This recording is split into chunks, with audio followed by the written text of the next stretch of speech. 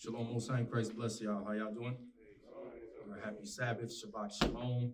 Glad to be here. Can't wait till we're back to our regular schedule with a full house. But this is what we got to work with. Officer Lemuel, are you reading for me today, sir?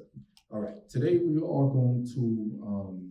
The title is called "The New World Order." I'm pretty sure all of y'all are familiar with that saying, "The New World Order." You know what's crazy? I seen a video from a camp. I'm not going to say who the brother is. They're pretty popular. But the brother was talking about vaccinations. It seems like he was taking shots at Israel United in Christ. But the brother was talking about vaccinations and so forth. So I'm listening, and I'm like, dang, just like today with Deacon's class, where he said how people just don't mind their business. But this camp, they teach that the planets are angels, there's mermaids. They teach all sorts of crazy stuff, but you never hear us take shots at them or bring stuff up. I just wanted to say that. They also teach that Moab, I don't know if they still teach it, but I know one time they did say that Moab is the next superpower on this earth. How many of y'all believe that? And what scripture is that? Is there a scripture that said that Moab is the next superpower on this earth? No. The answer is no. Okay, so like I said, today we're going to talk about the New World Order.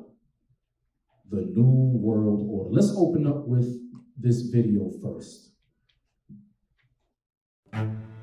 The modern United States is the most powerful country in human history, with over 800 military bases and 37% of global military spending.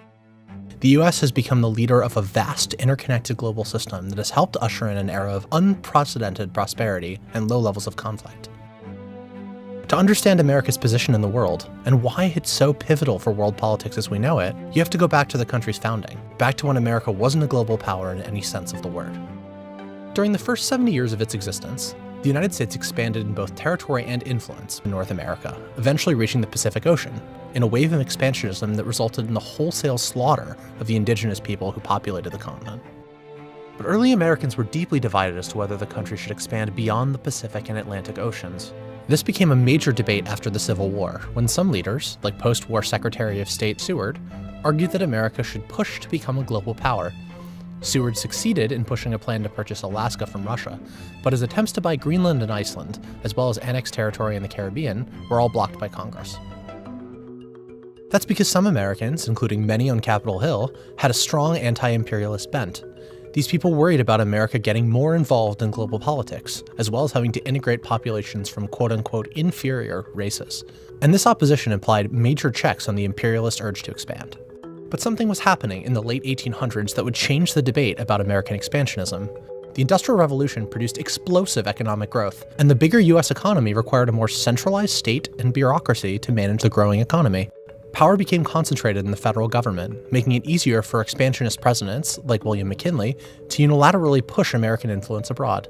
The key turning point came in 1898, when President McKinley dragged the country into war with Spain over Cuba, despite some intense domestic opposition. The rising United States easily defeated the moribund Spanish Empire, acquiring Puerto Rico, Guam, and the Philippines in the process. Over the next 2 years, the US would annex the Kingdom of Hawaii, Wake Island, and American Samoa. A few years later, the US took control of the Panama Canal Zone and sent troops to occupy the Dominican Republic. It also purchased the American Virgin Islands. This period of rapid acquisition of far-flung territories put the US on the map as a truly global power. During this time, America also began using its influence to protect its growing commercial and military interests abroad, installing pro-American regimes in places like Nicaragua, and playing a major role in international diplomacy regarding the Western presence in China. World War I showed just how much America's influence had grown. Not only was American intervention a decisive factor in the war's end, but President Wilson attended the Paris Peace Conference, which ended the war, and attempted to set the terms of the peace. He spearheaded America's most ambitious foreign policy initiative yet, an international organization called the League of Nations, designed to promote peace and cooperation globally. The League, a wholesale effort to remake global politics, showed just how ambitious American foreign policy had become. Yet isolationism was still a major force in the United States. Congress blocked the United States from joining the League of Nations, dooming Wilson's project. During the Great Depression and the rise of Hitler, the US was much more focused on its own region than on European affairs. Ultimately, America's ever-growing entanglements abroad made it impossible for it to stay out of global affairs entirely. In East Asia, the growing Japanese Empire posed a direct threat to American possessions and troops, bringing the United States and Japan into conflict. This culminated in the Pearl Harbor attack, bringing the United States into World War II. World War II would transform America's global presence forever. The United States was the only major power to avoid economic ruin during the war, and it was the sole country equipped with atomic weapons. As such, it was in a unique position to set the terms of the peace, and, with the aim of preventing another war in mind, it took advantage. The most famous example of this is the creation of the United Nations. The UN Charter set up a system of international law prohibiting wars of conquest, like the ones waged by the Nazis and the Japanese. It also served as a forum in which the international community could weigh in on disputes and help resolve them. This way, the Americans hoped, great powers could resolve their differences through compromise and law rather than war. But while the UN is the most famous of the post-war institutions, it isn't the only one.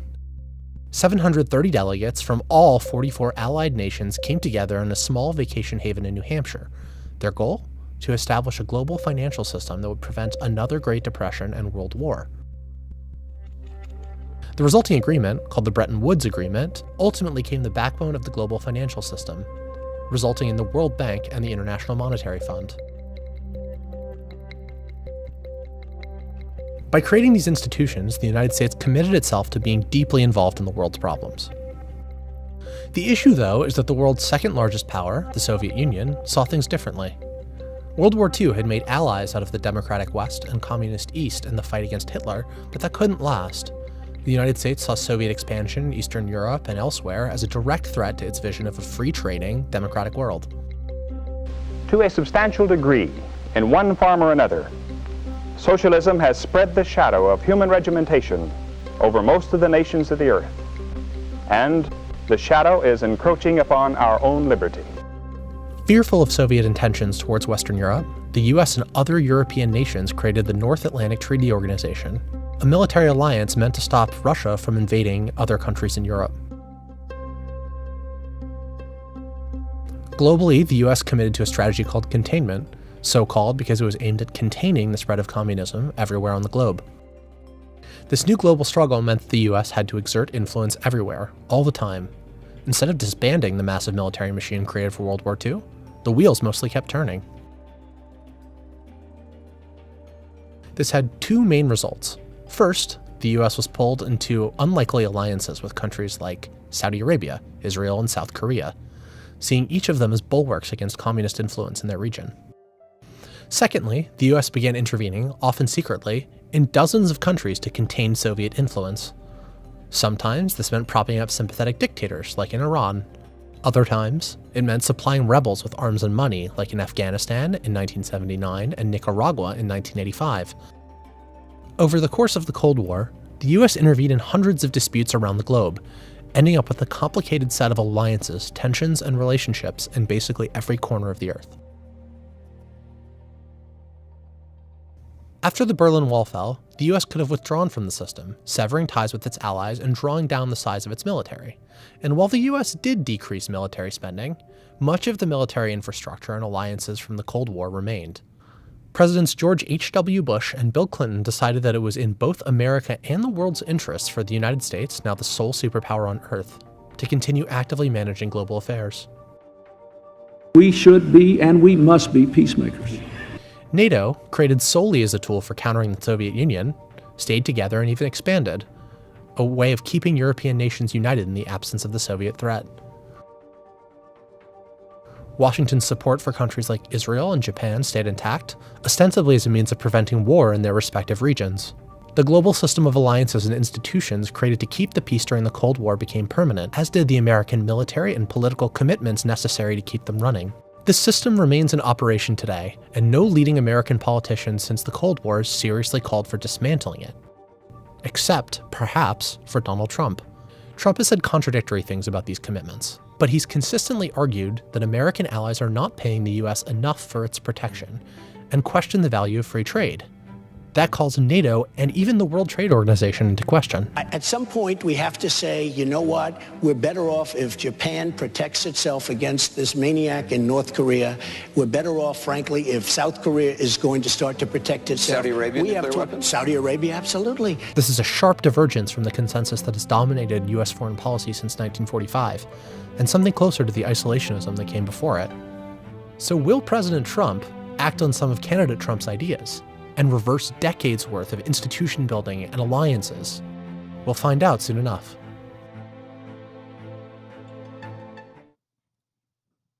Shalom, leadership. Happy Sabbath. Yes, sir. Most High in Christ bless. I noticed that they took control of the world currency by opening up a World Bank. World Bank came from the Bretton Woods Conference, and then the World Bank came out of there. Also, you had the IMF. Okay, y'all know what the IMF is, right? Y'all heard about that before. Okay, and you also had what else? What other key points did you pull from this video? Milkema, Officer Milkema.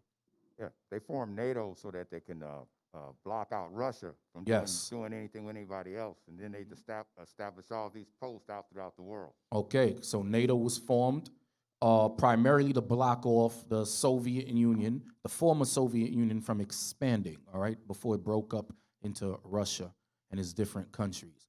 Remember I told you to keep in mind the woman, the cartoon, Lady Liberty. Keep that in mind as well as we move on in the class. Let's open up with Habakkuk chapter 2. We're going to read 2 to 3. Habakkuk chapter 2, verse 2. And the Lord answered me and said, write the vision and make it plain upon tables. So the Most High, when he speaks, he makes things plain, okay? He makes things plain.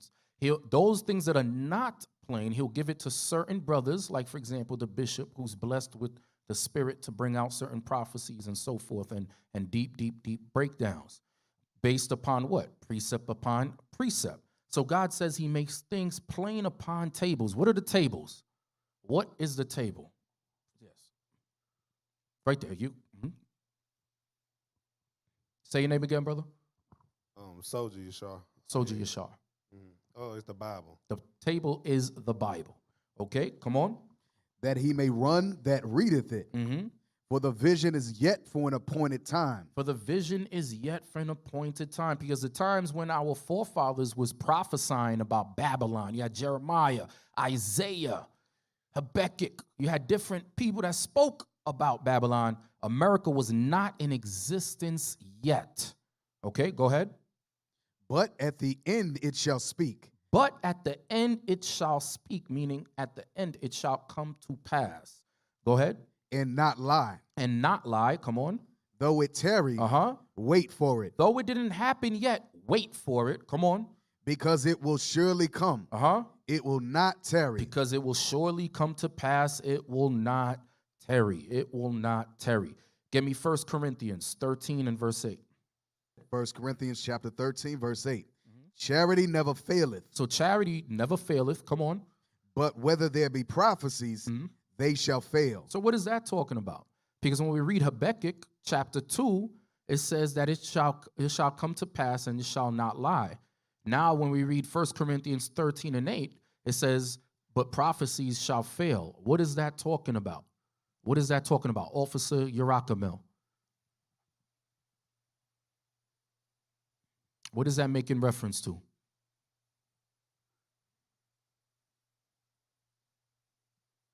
Is there a contradiction in the Bible? No, sir. It's talking about the prophecies of man. The what? Prophecies of man? No. Azan, Officer Azan, what is that talking about? 1 Corinthians 13 and 8. Charity never faileth, but whether there be prophecies, they shall fail.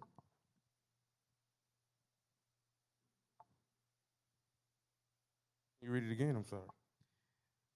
But whether there be prophecies, they shall fail. Well, the prophecies will not fail. The scriptures say the prophecies shall not fail. So it's talking about they. The question is, who's the they? No, that's not what I asked you. I said, what is that talking about? What is the prophecy talking about? Somebody help him. Somebody help him. Milkema. Again. Let's try you again.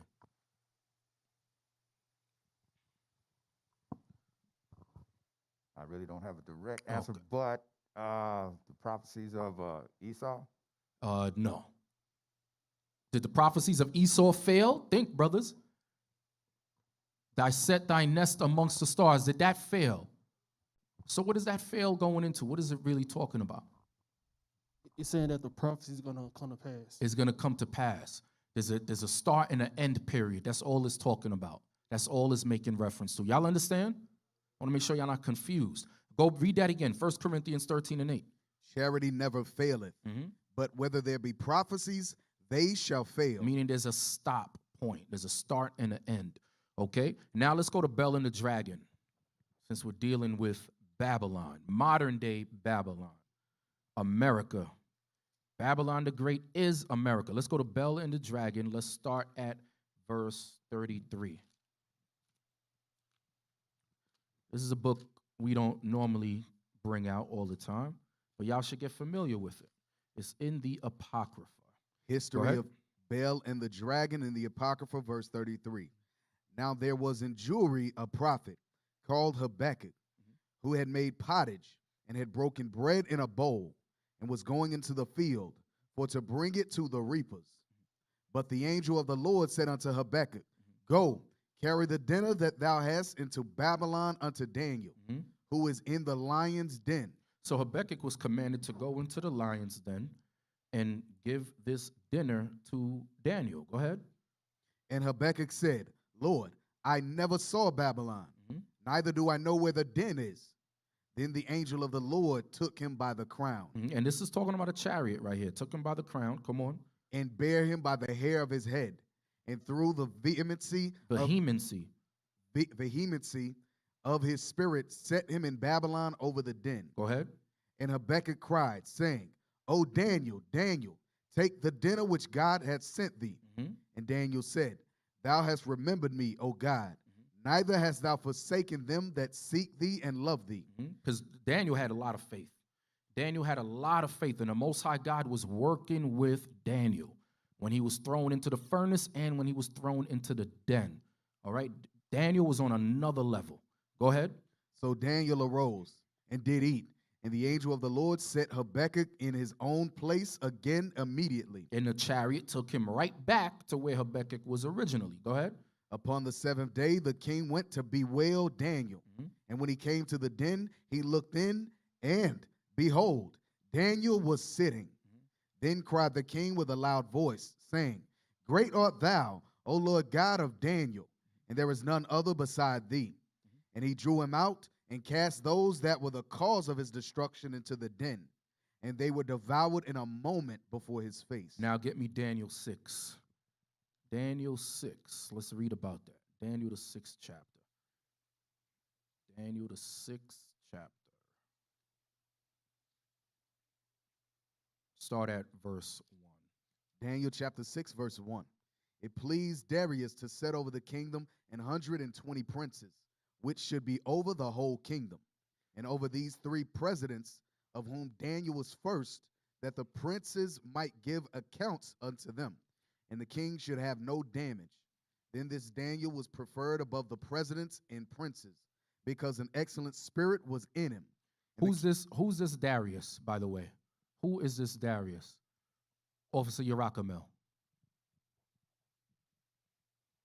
Who is he the king of?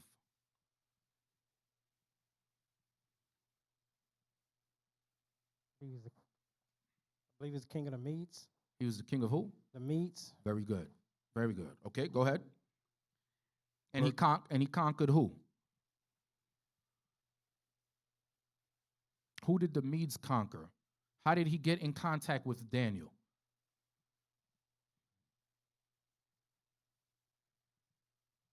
Who did the Medes conquer? I'm not sure how he got. Got to read up on your history. Was it Alexander the Great? Who did Darius conquer? Was it Shaka Zulu? No, sir. Was it George Washington? So who did he conquer? Somebody tell me. Officer Zahn. Babylon. Conquered Babylon. And what king did he conquer in Babylon? Officer Zahn. Nebuchadnezzar. No. Y'all now reading y'all history. Y'all got all the time in the world since Most people are working from home to study. Now's the time to open it. All you got to do is jump to the chapter before, brothers. Jump to the chapter before, around the last couple of verses. Azan, you read verse 29 to 31, chapter 5. Daniel 5, 29 to 31. Daniel chapter 5, verse 29? 29. Verse 29. Then commanded Belshazzar. Commanded who? Belshazzar. Go ahead. And they clothed Daniel with scarlet and put a chain of gold around his neck and made a proclamation concerning him that he should be the third ruler in the kingdom. Go ahead. In the night was Belshazzar, the king of Chaldeans, slain. Uh-huh. And Darius the Median took the kingdom, being around 62 years old. So who did Darius conquer? Belshazzar. Belshazzar. Okay, when y'all get a chance, go over and read. You should be doing your 4 chapters a day. Go over the history. Okay, go back to Daniel 6. Officer Lemuel. Daniel chapter 6, verse 3. Then this Daniel was preferred above the presidents and princes, because an excellent spirit was in him, and the king thought to set him over the whole realm. So Daniel was set over the whole realm by Darius, right? He was preferred above the presidents and princes. Go ahead. Verse 4. Then the presidents and princes sought to find occasion against Daniel concerning the kingdom, but they could find none occasion nor fault. For as much as he was faithful, neither was there any error or fault found in him. So this is how we got to walk in modern day Babylon. We got to walk the same way, being found without fault or error, and remain faithful. Go ahead. Then said these men, we shall not find any occasion against this Daniel, except we find it against him concerning the law of his God. Then these presidents and princes assembled together to the king, and said thus unto him, King Darius, live forever. All the presidents of the kingdom, the governors and the princes, the counselors and the captains have consulted together to establish a royal statute and to make a firm decree that whosoever shall ask a petition of any god or man for 30 days, save of thee, O king, he shall be cast into the den of lions. Go ahead. Now, O king, establish the decree and sign the writing, that it be not changed, according to the law of the Medes and Persians, which altereth not. Wherefore King Darius signed the writing and the decree. Now when Daniel knew that the writing was signed, he went into his house, and his windows being open in his chamber. Now remember, these brothers that did this, that caused the king to pass this new proclamation, it was all a plot against Daniel. It was all a plot against Daniel. Go ahead. And his windows being open in his chamber toward Jerusalem, he kneeled upon his knees 3 times a day and prayed and gave thanks before his God, as he did aforetime. And we should do the same thing. Pray without, pray without ceasing. Go ahead. Then these men assembled and found Daniel praying and making supplication before his God. Then they came near and spake before the king concerning the king's decree. Hast thou not signed a decree that every man that shall ask a petition of any god or man within 30 days, save of thee, O king, shall be cast into the den of lions? The king answered and said, the thing is true, according to the law of the Medes and Persians, which altereth not. Which changeth not. Go ahead.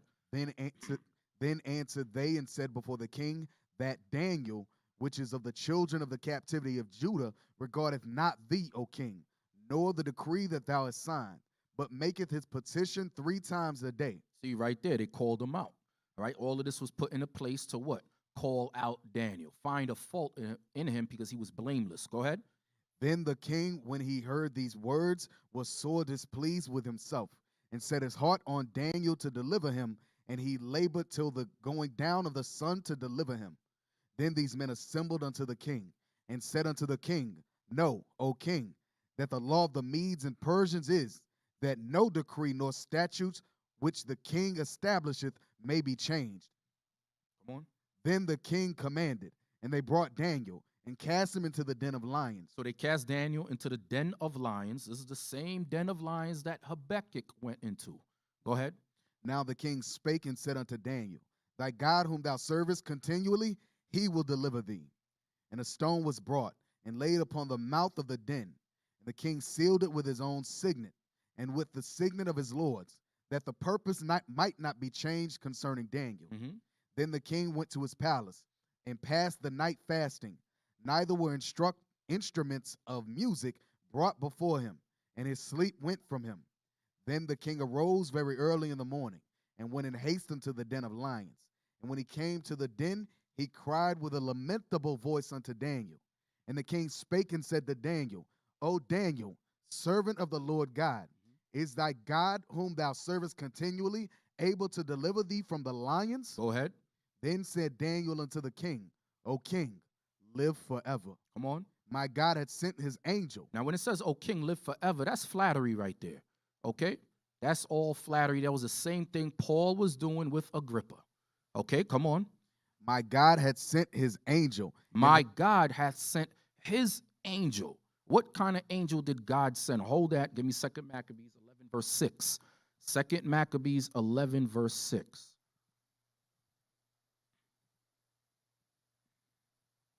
Some beautiful history right here we're reading with our forefather Daniel. Y'all should be familiar with this. Daniel is not a big book. It's a small book.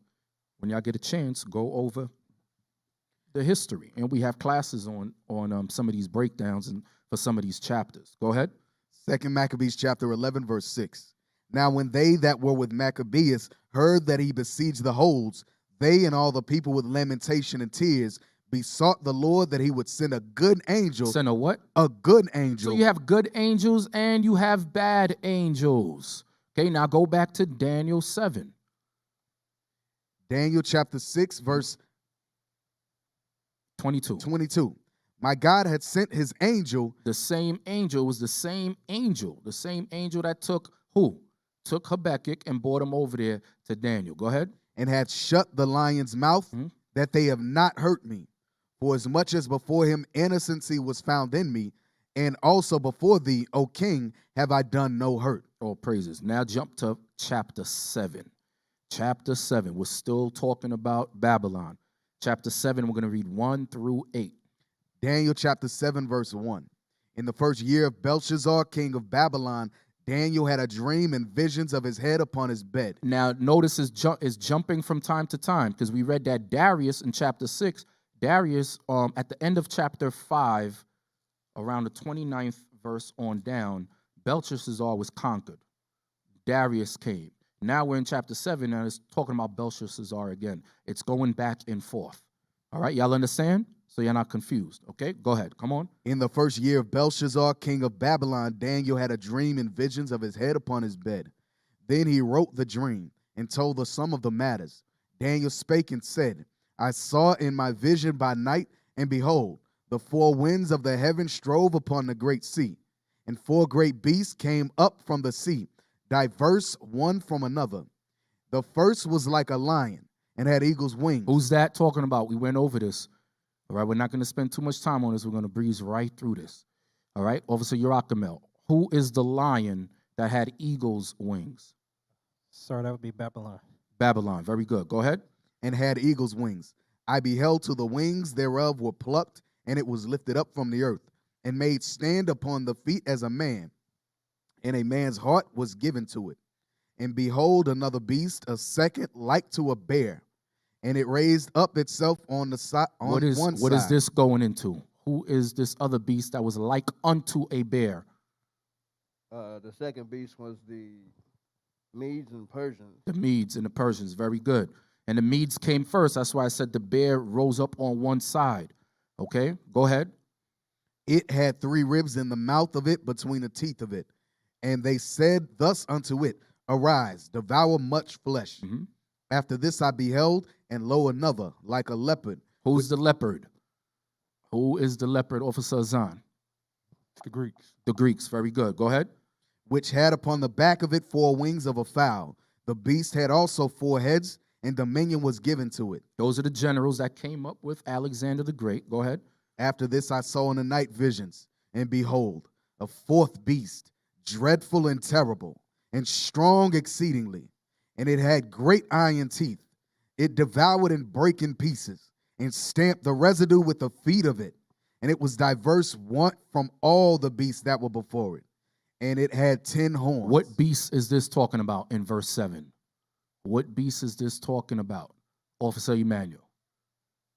Daniel chapter 7 and verse 7. What beast is this talking about?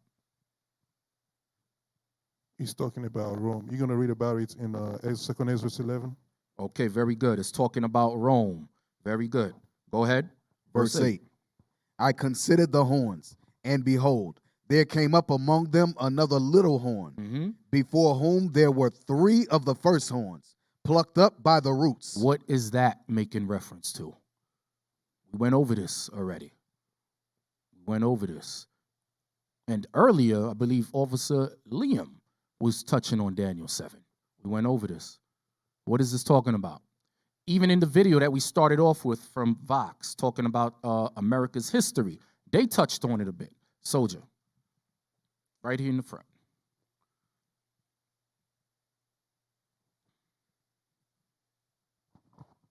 On 3 horns are Spain, France, and Britain. And who? And Britain. And you said Greek? No, Britain. I was Britain. France, Very Spain, good. France, and Britain. Very good. All right, let's show that. Because those were the colonies that were here. And then America came out of who? Britain. America came out of Britain. Okay, that's what Daniel chapter 7, verse 8 is going into. Let's show this, please. Blow it up nice and big. Y'all see this? Read it again. Leave that up there on the screen and read Daniel 7, verse 8 again. I considered the horns, and behold, there came up among them another little horn, before whom there were 3 of the first horns plucked up by the roots. And behold, in this horn were eyes like the eyes of man, and a mouth speaking great things. And a mouth speaking great things. And those great things were blasphemies, blasphemy, lies, okay, from the devil himself, Esau. So right here you have the colonies, okay? You had Spain, you have France, and you have Great Britain. And then we all know that America comes out of Great Britain, okay? So you had an armed conflict that began in 1775. So what year was America's independence? 1776. It started in 1775 and reached its peak in 1776. In 1776, the Second Continental Congress declared its independence. That was 1776. And around that time, there was a lot of things going on. Where were the so-called Negroes at that time? 1776. Where were the tribe of Gad, the natives? Where were they? Slavery as well. All right, Jeremiah 50, verse 33. Jeremiah chapter 50, verse 33. Jeremiah chapter 50, verse 33. Thus saith the Lord of hosts, the children of Israel and the children of Judah were oppressed together. So God lets us know that the children of Judah and the children of Israel were oppressed together. Okay, blacks and native Indians were oppressed together.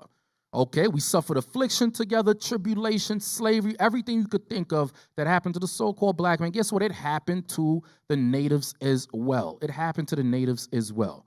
Okay, now, so while this was going on with 1776, who was the colonies? Who were they fighting? They were fighting themselves, right? It was basically Esau against Esau, correct? For their freedom. Give me Isaiah 19 and verse 2. Isaiah chapter 19, verse 2. Come on. And I will set the Egyptians against the Egyptians. Who were the Egyptians? What does God compare Egypt to? Soldier in the front. What does God compare Egypt to? Right here in the front. He paid Egypt to America. Okay, what else? Compared to what does the Bible say Egypt is? Oh, the house of bondage. The house of bondage, the oppressor, the house of bondage. Okay, read Isaiah 19, verse 2 again. And I will set the Egyptians against the Egyptians. So God said, I'm going to set the oppressors against the oppressors, because that's what Egypt was synonymous for, oppression, bondage. Okay, So that whole thing that happened in 1776, the Most High was behind all of that. The Most High had Esau fighting Esau. Okay, go ahead. And they shall fight everyone against his brother. Go ahead. And everyone against his neighbor. City against city, and kingdom against kingdom. And the spirit of Egypt shall fail in the midst thereof. And I will destroy the counsel thereof. And they shall seek to the idols and to the charmers and to them that have familiar spirits and to the wizards. So it says, and they shall seek to the idols and to the charmers and to them that have familiar spirits and to the wizards. This was all happening around the time of 1776. What you're going to find out today, that not only is America Babylon the Great, these people are the devil that the Bible speaks of. Everything around you is built on sorcery and witchcraft. We're going to go into that more today. Okay, but before we move on, get me the town destroyer on Wikipedia. I think I sent that to you, Jonathan. You should have it. George Washington. Town destroyer, not to be confused with town class destroyer. Thank you. Conoticarius was a nickname given to George Washington by Iroquois Native Americans in 1753. The name in its original language or languages has been given variously as Conoticarius. It has also been translated as town taker, burner of towns, devourer of villages, or he destroys the town. So this was George Washington's nickname. Everything started off on bloodshed. It was no peace. Okay, George Washington, the devil, the Edomite, this is how they took America. Okay, so you had the Iroquois Native Americans, Gad, that's the nickname that they gave to George Washington, right? Now, we also read in Isaiah 19, verse 2, where it said, and they shall seek to the idols and to the charmers and to them that have familiar spirits and to the wizards.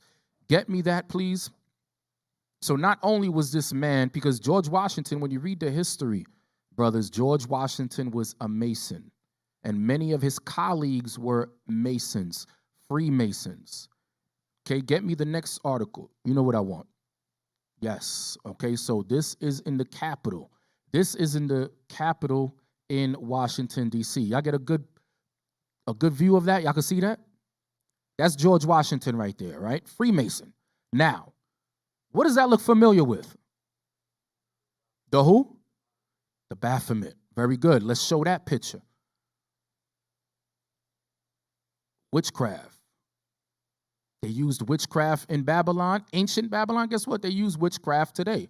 Okay? It's the same thing. It's the same thing. The way he got his hands positioned and everything.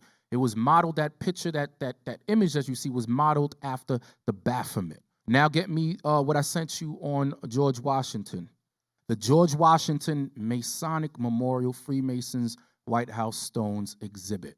Go ahead, Lemuel. Let's start it off.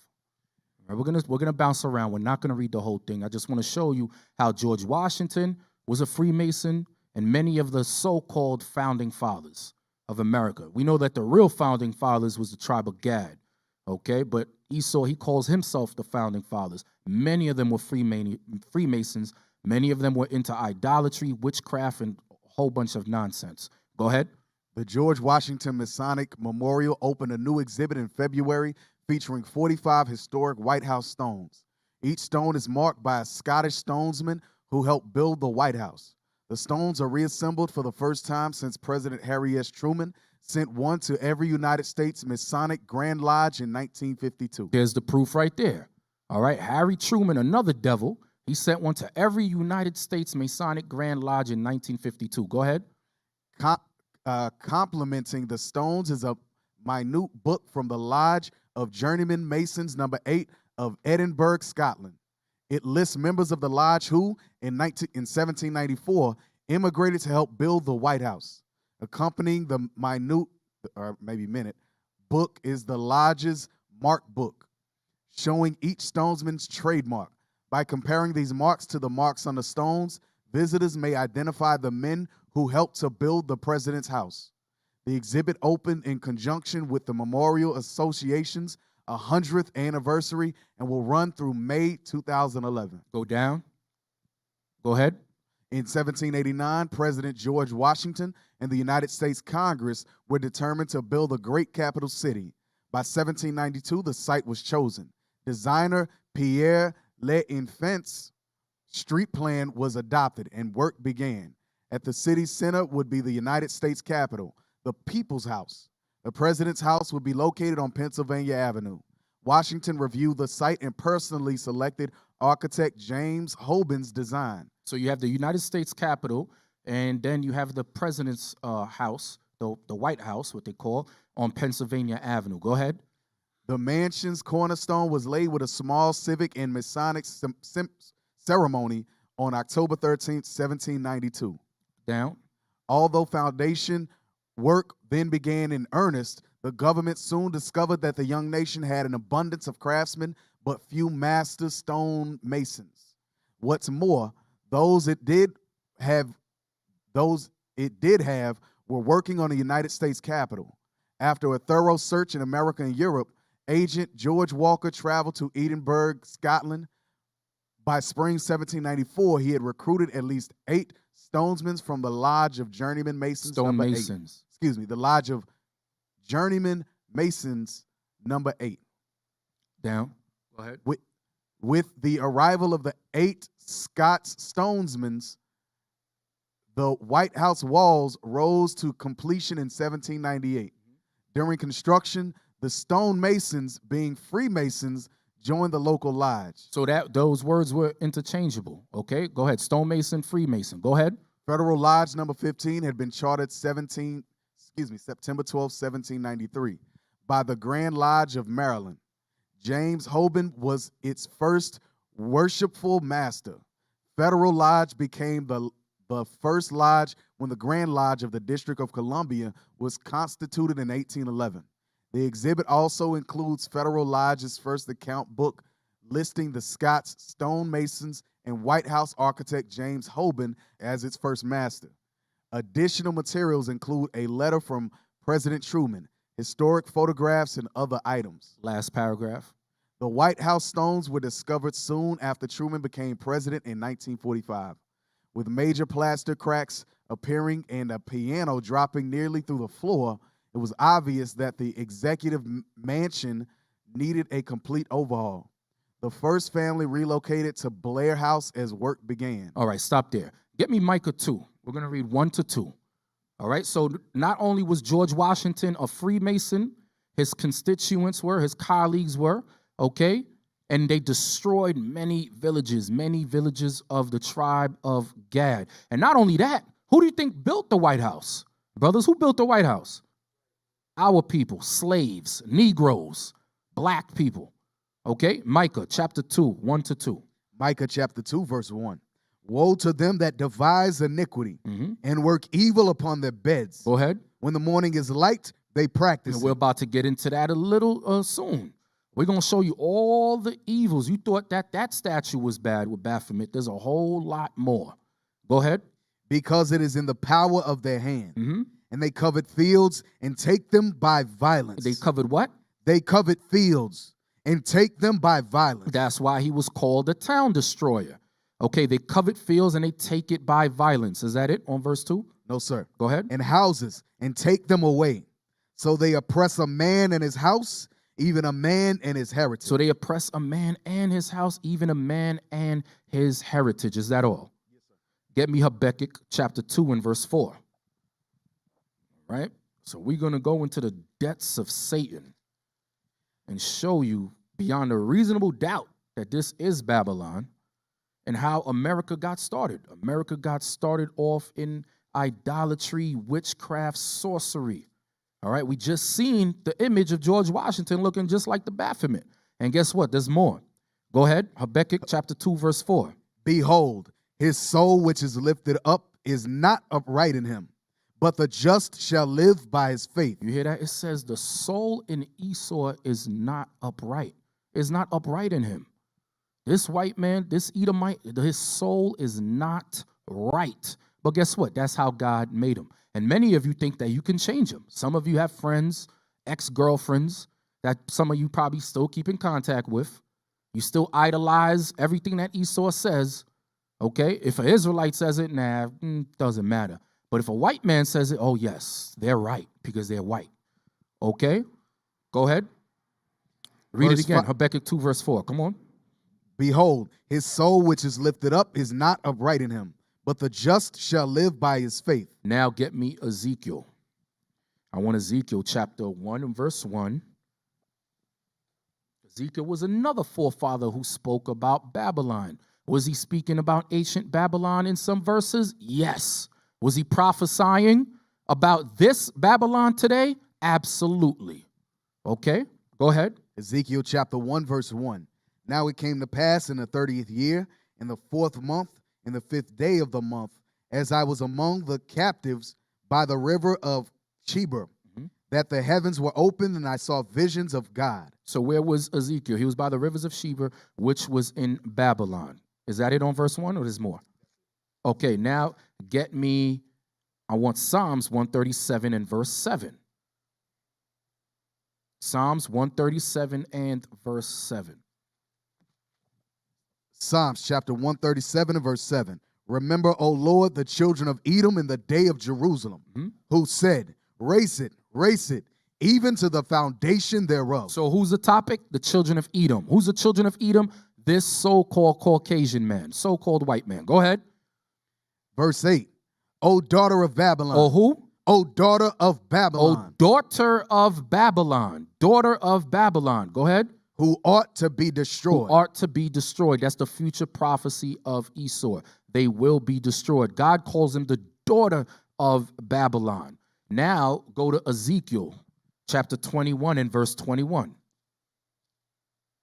Ezekiel chapter 21 and verse 21. Ezekiel chapter 21 verse 21. For the king of Babylon stood at the parting of the way, at the head of the two ways, to use divination. So the king of Babylon, we just read about one king, because the president is considered a king, although this is not a monarchy, right? You had George Washington. He was a Freemason, right? Many of the presidents after him were Freemasons. Same thing. Read it again. Read it again. Let's hear what Ezekiel's saying. Go ahead. For the king of Babylon stood at the parting of the way, at the head of the two ways, to use divination. To use divination. Come on. He made his arrows bright. He consulted with images. He looked in the liver. He consulted with images and he looked in the liver. The liver was used as back then, the Babylonians were using different parts of animals for witchcraft. For witchcraft. For witchcraft. Go back to Isaiah 19 and 2. Let's prove that some more. Isaiah 19 and 2 again. Isaiah chapter 19 verse 2. Just in case y'all forgot. Go ahead. And I will set the Egyptians against the Egyptians. Jump to verse 3. I'm sorry. Go ahead. Verse 3. And the spirit of Egypt shall fail in the midst thereof, and I will destroy the counsel thereof. And they shall seek to the idols, and to the charmers, and to them that have familiar spirits. So all the children of Ham were doing the same thing. They were into idols, they were charmers, and seeking to familiar spirits, and to what? And to the wizards. And to the wizards. Go back to Ezekiel now. Let's go to the brother of Egypt, which was Cush. All right, also known as Babylon. Go ahead. Ezekiel 21:21. Go ahead. For the king of Babylon stood at the parting of the way, at the head of the two ways, to use divination. He made his arrows bright. He consulted with images. He consulted with images. Go ahead. He looked in the liver. He looked in the liver. All witchcraft. All witchcraft. Now let's go into the daughter of Babylon. Okay, because this was speaking about ancient Babylon, but it's also prophetic about Esau, the daughter of Babylon. Get me the US dollar that I sent you. Okay, because we seen the Baphomet, we seen the George Washington monument, right? Let's get the dollar, the back of the dollar. All right, what do you have here? Somebody describe. What are we looking at? What are we looking at? Officer Yurakamel.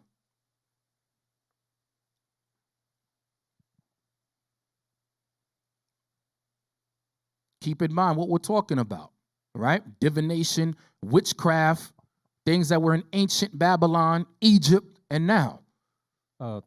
We have a pyramid. Pyramid, okay. Where can a pyramid be found? Ancient Egypt. What is the pyramid doing on the back of a US dollar? Why? Because it's the same thing, same witchcraft, same ideologies and so forth. So you have the pyramid. What else do you have? Got the eagle. You got the eagle. Okay, we know what that is, right? Although thou exalt thyself as the eagle, right? What else do we have? Got the eye. The all-seeing eye of what? Ra. Of Ra. Okay, you said it like you was in doubt. You got to be more confident than that. Yes, that is the all-seeing eye of Ra. Where did we get that from? Ancient Egyptology. Okay, what else do we have?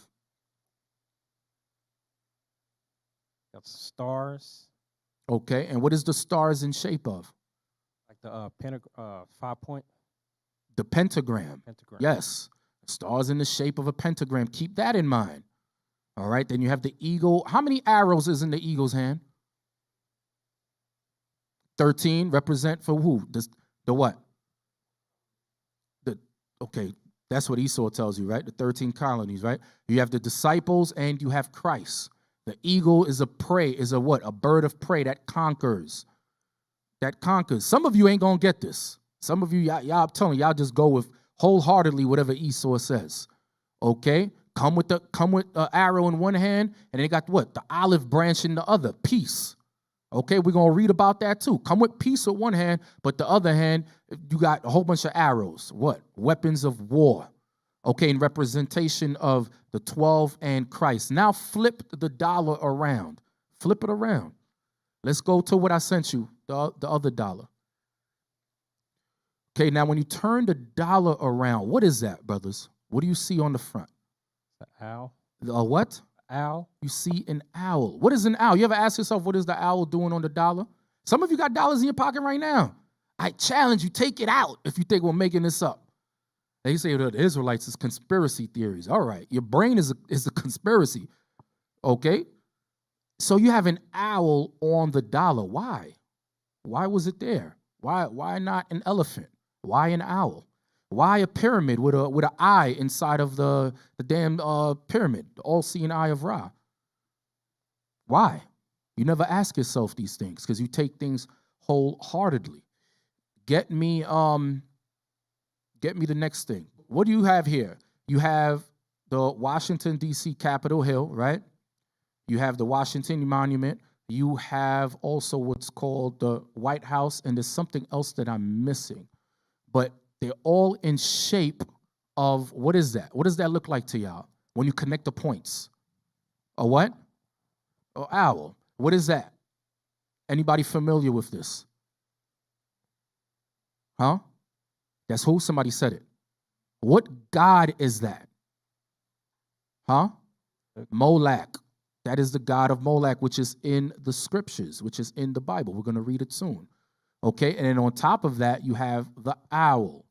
You have the god Molech, and you have the owl. Let's get Isaiah 47 and verse 1 real quick. Hold that. We're going to get Isaiah 47 and verse 1. Isaiah chapter 47, verse 1. Come down and sit in the dust, O virgin daughter of Babylon. O virgin daughter of Babylon. This is making reference to America. This is making reference to America. America. Go ahead. Sit on the ground. There is no throne, O daughter of the Chaldeans, for thou shalt no more be called tender and delicate. This is talking about when the destruction comes. Go ahead. Take the millstones and grind meal. Jump to verse 9. Verse 9. But these two things shall come to thee in a moment, in one day. The loss of children and widowhood. That's talking about destruction. Go ahead. They shall come upon thee in their perfection. For the multitude of thy... The reason, God is giving you the reason why this destruction is going to happen. Go ahead. They shall come upon thee in their perfection for the multitude of thy sorcery. For the multitude of thy sorcery. Not just one. Multitude. Multiple examples of sorcery being used in America's inception. We've seen the statue of George Washington, right? Mimicking the Baphomet. Now, when you examine the U.S. dollar, the U.S. currency, what do you see? You see the pyramids, you see the all-seeing eye of Ra, You see the owl that a lot of people never seen before. Some of you brothers probably never seen that. This is probably your first time even noticing that. Okay, that's how much things are just put in our faces and we don't even realize that it's there or what it means, the significance of these things. Read that last part again. For the multitude. For the multitude of thy sorceries and for the great abundance of thine enchantments. Hear what God is telling us, for the great abundance of thine enchantments. Read verse 10. For thou hast trusted in thy wickedness. For thou hast trusted in thy wickedness. Come on. Thou hast said, none seeth me. He's the one that's saying, who seeth me? He's the one. All of these evils that Esau has done is coming to pass. It's coming out now.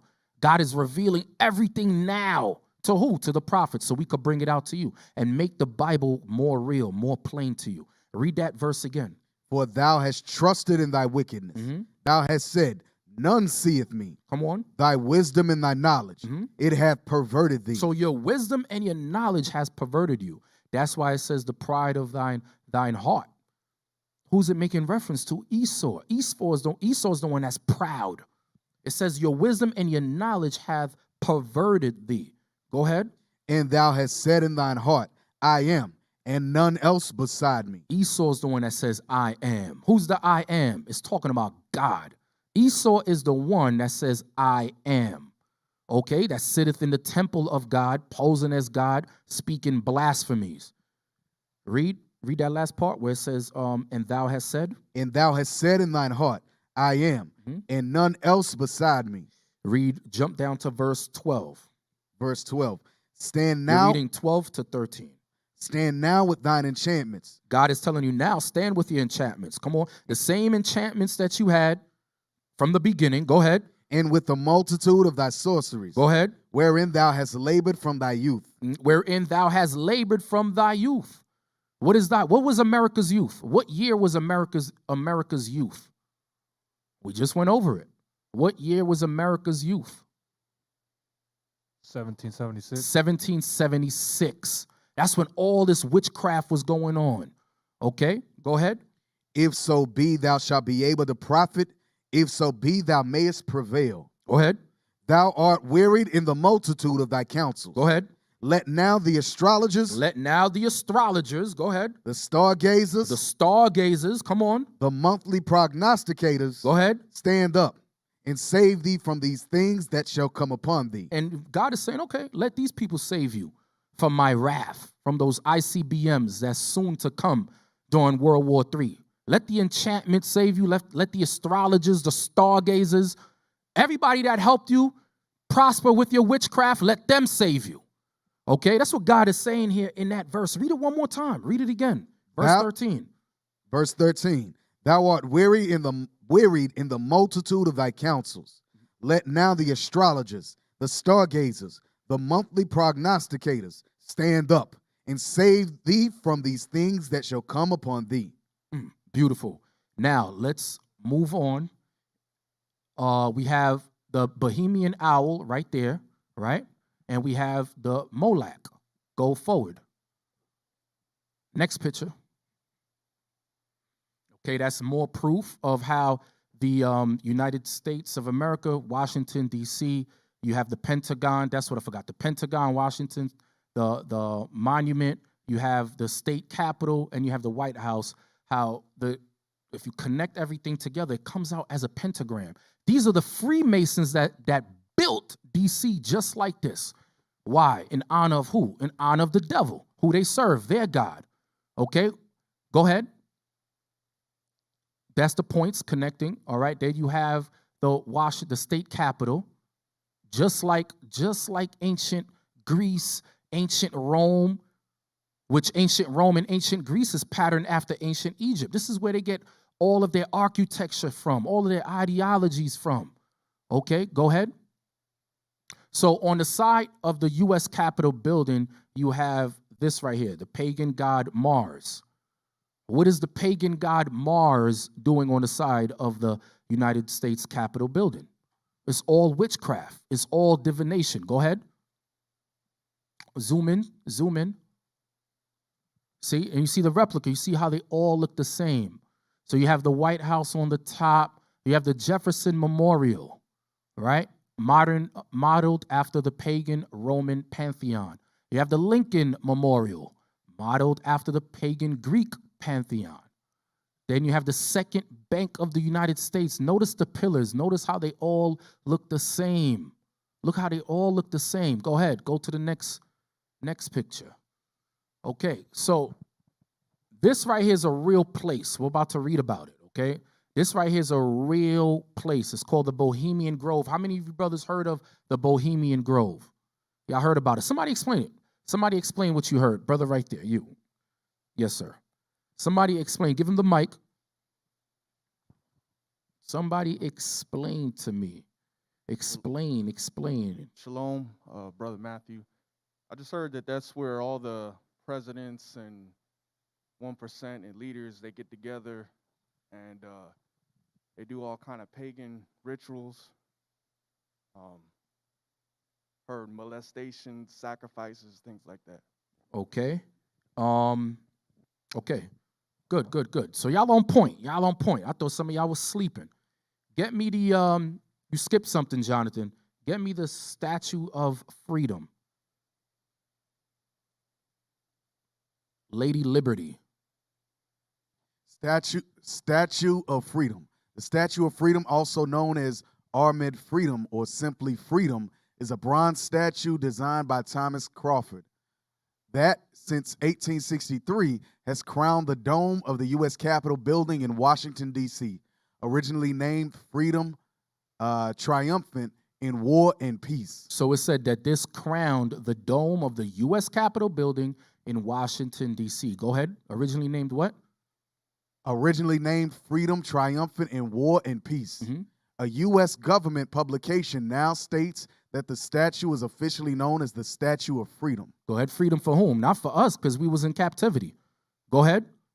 The statue depicts a female figure bearing a military helmet and holding a sheathed sword in her right hand and a laurel wreath and shield in her left. Okay, so you have this Statue of Freedom, Lady Liberty, and also you have the how do you call that thing? The Statue of Liberty over there in the Hudson in New York. Okay, get me Isaiah 47 and verse 7. So everything is all witchcraft, man. America was founded on witchcraft. Go ahead. Isaiah 47 and 7. And thou sayest. And thou saidest, come on. I shall be a lady. I shall be a lady. Go ahead. Forever. That's why in the beginning I said, take notice of that woman in that video. Okay, they always portray America as a what? As a woman. All right, she's that same well-favored harlot. The Most High's word don't go out and come back void, y'all. Okay, everything that the Most High say is going to come to pass. Okay, the Most High will is going to be done, whether it's good or evil. The Most High said, look, she's going to be called a well-favored harlot. He's going to make sure that this man is pushing those kind of imageries out there. Okay? There's a reason. There's a reason why this man is operating the way he is, because everything is orchestrated by the Most High God. Okay? Read that again. Isaiah 47, verse 7. Go ahead. And thou sayest, I shall be a lady forever, so that thou didst not lay these things to thy heart, neither didst remember the latter end of it. Go ahead. Therefore, hear now this, thou that art given the pleasures. Just stop right there. Stop. Verse 7 was enough. Give me Revelation 17, verse 4. Revelation chapter 17, verse 4. And the woman was arrayed in purple and scarlet color. And the woman was arrayed in purple color and scarlet color. I said that right? Purple and scarlet color, Go yes, ahead. sir.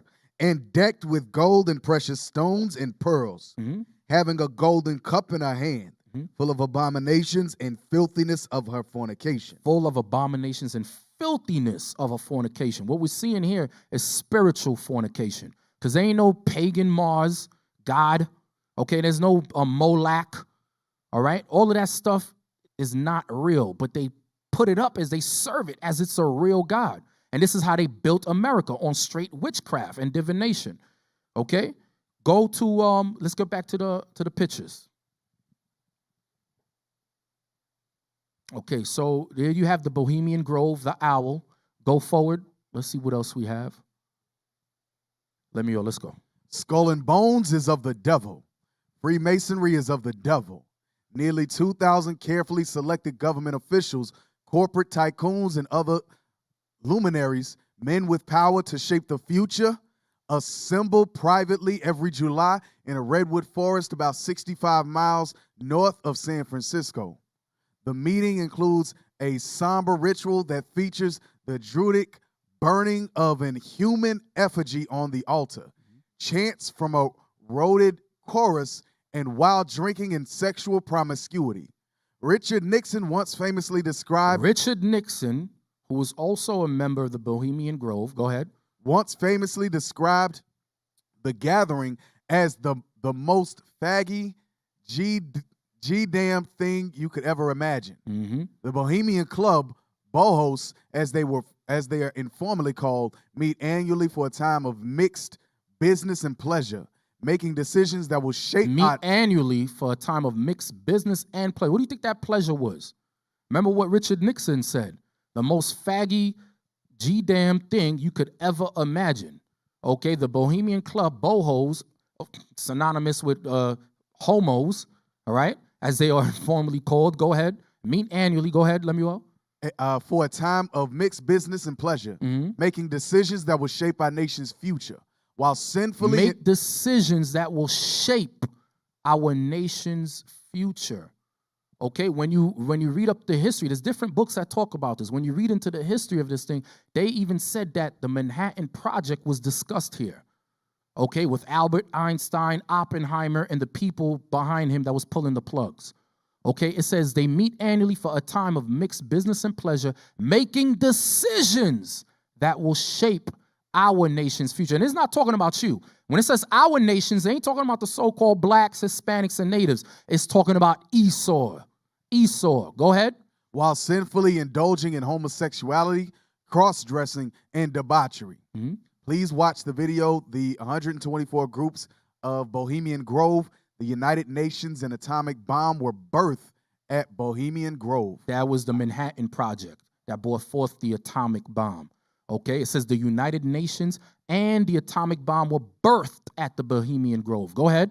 The most bizarre pagan ritual of the Bohemian Grove, the cremation of care ceremony, is practiced by its members, all men, including both Presidents Bush, Bill Clinton, Ronald Reagan, Alan Greenspan. Alan Greenspan was one of the CEOs of the Federal Reserve at one time. Go ahead.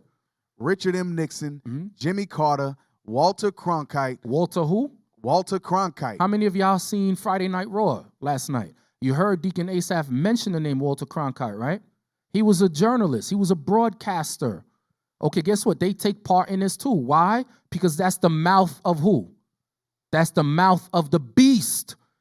That's the mouth of the beast. Guess what? They got to fall in line too. That's the only way America's going to push their agenda. That's the only way America's going to have popular persuasion over the masses to do what they want. All right? So some of the journalists, guess what? They got to take part in this too. Walter Cronkite. Okay, and we're going to talk about him a little later. Go ahead. Colin Powell. Jigaboo. Come on. And Henry Kissinger. Henry Kissinger, the devil. Come on. To name but a few. Go ahead. The meeting is held every July. It is purported that Obama and McCain visited Bohemian Grove in July of 2008. Come on. You wanna run America? Guess what? You got to take part in America's witchcraft. You got to get down the same way the elite get down. You trying to sit at the table with them? Guess what? You have to sell your soul. Go ahead. World leaders in the occult. No sitting U.S. president ever attends the Grove to avoid public scrutiny, as the president's every move is closely monitored by the media.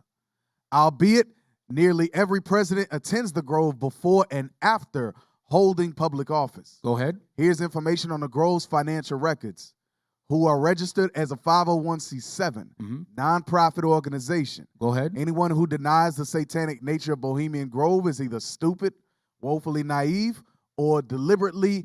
It says woefully, not willfully. It says woefully, meaning destruction unto your naive behind. Go ahead. Woefully naive or deliberately complicit. Many celebrity stooges in the news media. In the what? In the news media. Many celebrity stooges in the news media. Come on. Like Bill O'Reilly, Sean Hannity, and Rush Limbaugh or gatekeepers. Or gatekeepers. Guess what? You have to add Walter Cronkite to that. Because remember, the bishop, I think it was 2 weeks ago, he did a class and he brought out the CFR. Many people didn't know what the CFR was, the Council on Foreign Relations, and how the CIA controls a lot of these different avenues. And one of them was the media. Guess what? Walter Cronkite, Bill O'Reilly, Rush Limbaugh, Sean Hannity, all these devils fall under that category. Okay, come on. Influential people who protect the Grove by ignoring and downplaying the... How do you ignore and downplay something? You call it what? They call you what? Conspiracy nuts. Or a cult like us. We're saying we're the Israelites. We are God's chosen people. The whole world is looking at us like, what? You niggas? Hell no. Them white people over there, the Israelites. Why? Because of news media, popular persuasion, witchcraft. Witchcraft, Holocaust. 6 million. 6. And guess what? One day we're going to get into that 6 million thing. Okay, I'm going to show you how that's all witchcraft. All an illusion. The more they speak it and speak it and speak it, the more you listen to it, you start to believe a lie. Right? Conspiracy theorists, cult. Here's black Hebrew Israelites. You start to believe it after a time of that constant programming. There's a reason why you could turn on the TV at 3 a.m., 4 a.m., 5 a.m. This constant what? Broadcasting. Broadcasting what? Esau's vision in your mind, putting satellites in your head. Okay, so now you look at over there, you look at the Edomites over there in the land of Israel. Now they're the Jews and we're nothing. We're just spicks and niggas lost in the sauce. No, it shows you that the people in media, the news media, were gatekeepers. Okay, and their job is to what? Read that again. Influential people? Influential people who protect the Grove by ignoring and downplaying the satanic, perverse, and treasonous activities of the club. Mm-hmm. Now, Officer Jonathan, we skipped something. Get me the Wikipedia, wikipedia.org on Bohemian Grove. Let's get some more. Bohemian Grove. Bohemian Grove is a restricted 2,700-acre campground at 2601 Bohemian Avenue in Monterey, California, United States, belonging to a private San Francisco-based gentlemen's club known as the Bohemian Club. In mid-July each year, Bohemian Grove... Hold it, stop right there. Go back up. I want to show the picture. Look who's at the table. Mostly Esau. Remember, this thing was established in 1873. 1873, we weren't allowed into Esau's groups, into Esau's organization. Right here, look, summer 1967, at where? Owl's Nest Camp. Owl's Nest. That's why that owl is on the back of the dollar, y'all. Time to wake up. Time to wake up. And notice how this man is the devil that the Bible speaks of. All right, summer 1967 at Owl's Nest Camp. Around the table, left to right, you had Preston Hotchkiss, Ronald Reagan, Harvey Hancock, Richard Nixon, Glenn T. Seaborg, Jack Sparks, Kevin Zinter, unidentified individual, Edwin W. Pauley. Okay, go down, continue reading. Where you was at, Lemuel? In mid-July each year, Bohemian Grove hosts a more than 2-week encampment of some of the most prominent men in the world. Prominent. These ain't regular men. You ain't have regular Jake walking up in there. These are prominent men. People in positions where they could influence certain things, where they could dictate certain policies. Okay? Prominent men. Go ahead. Go back up. Go down. I'm sorry. There's just so much to pull out. Go up. Let's just get to the point. Go to rituals and traditions. If you go back up, you could click on the link, the hyperlink. Ritual, yes, right there. Traditions, rituals, and symbols. Symbols. The club's patron saint is John of Nepomuk, who, according to legend, suffered death at the hands of a Bohemian monarch rather than disclose the confessional secrets of the queen. A large wood carving of St. John in cleric robes with his index finger over his lips stands at the shore of the lake in the grove, symbolizing the secrecy kept by the grove's attendees throughout its long history. Since the founding of the club, the Bohemian Grove's mascot has been an owl. Has been the owl. Go ahead. Symbolizing wisdom. Symbolizing what? wisdom. Go to Isaiah 47 and 10 again, just in case you forgot. Isaiah 47 and verse 10. Isaiah 47, verse 10. For thou hast trusted in thy wickedness. Thou hast trusted in thy wickedness. Come on. Thou hast said, none seeth me. You said, nobody seeth me. Nobody's seen me. God did not see when I was orchestrating this whole thing. Okay?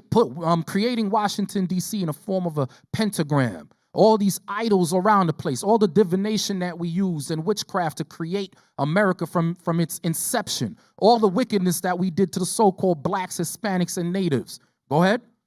Thy wisdom and thy knowledge. Thy what? Thy wisdom and thy knowledge. Uh-huh. It hath perverted thee. You hear that? Thy wisdom and thy knowledge have perverted thee. That's why they use the owl symbolizing wisdom. And we're going to read who gave this man the wisdom that he has soon. Okay, go back to this article. Since the founding of the club, the Bohemian Grove's mascot has been an owl, symbolizing wisdom.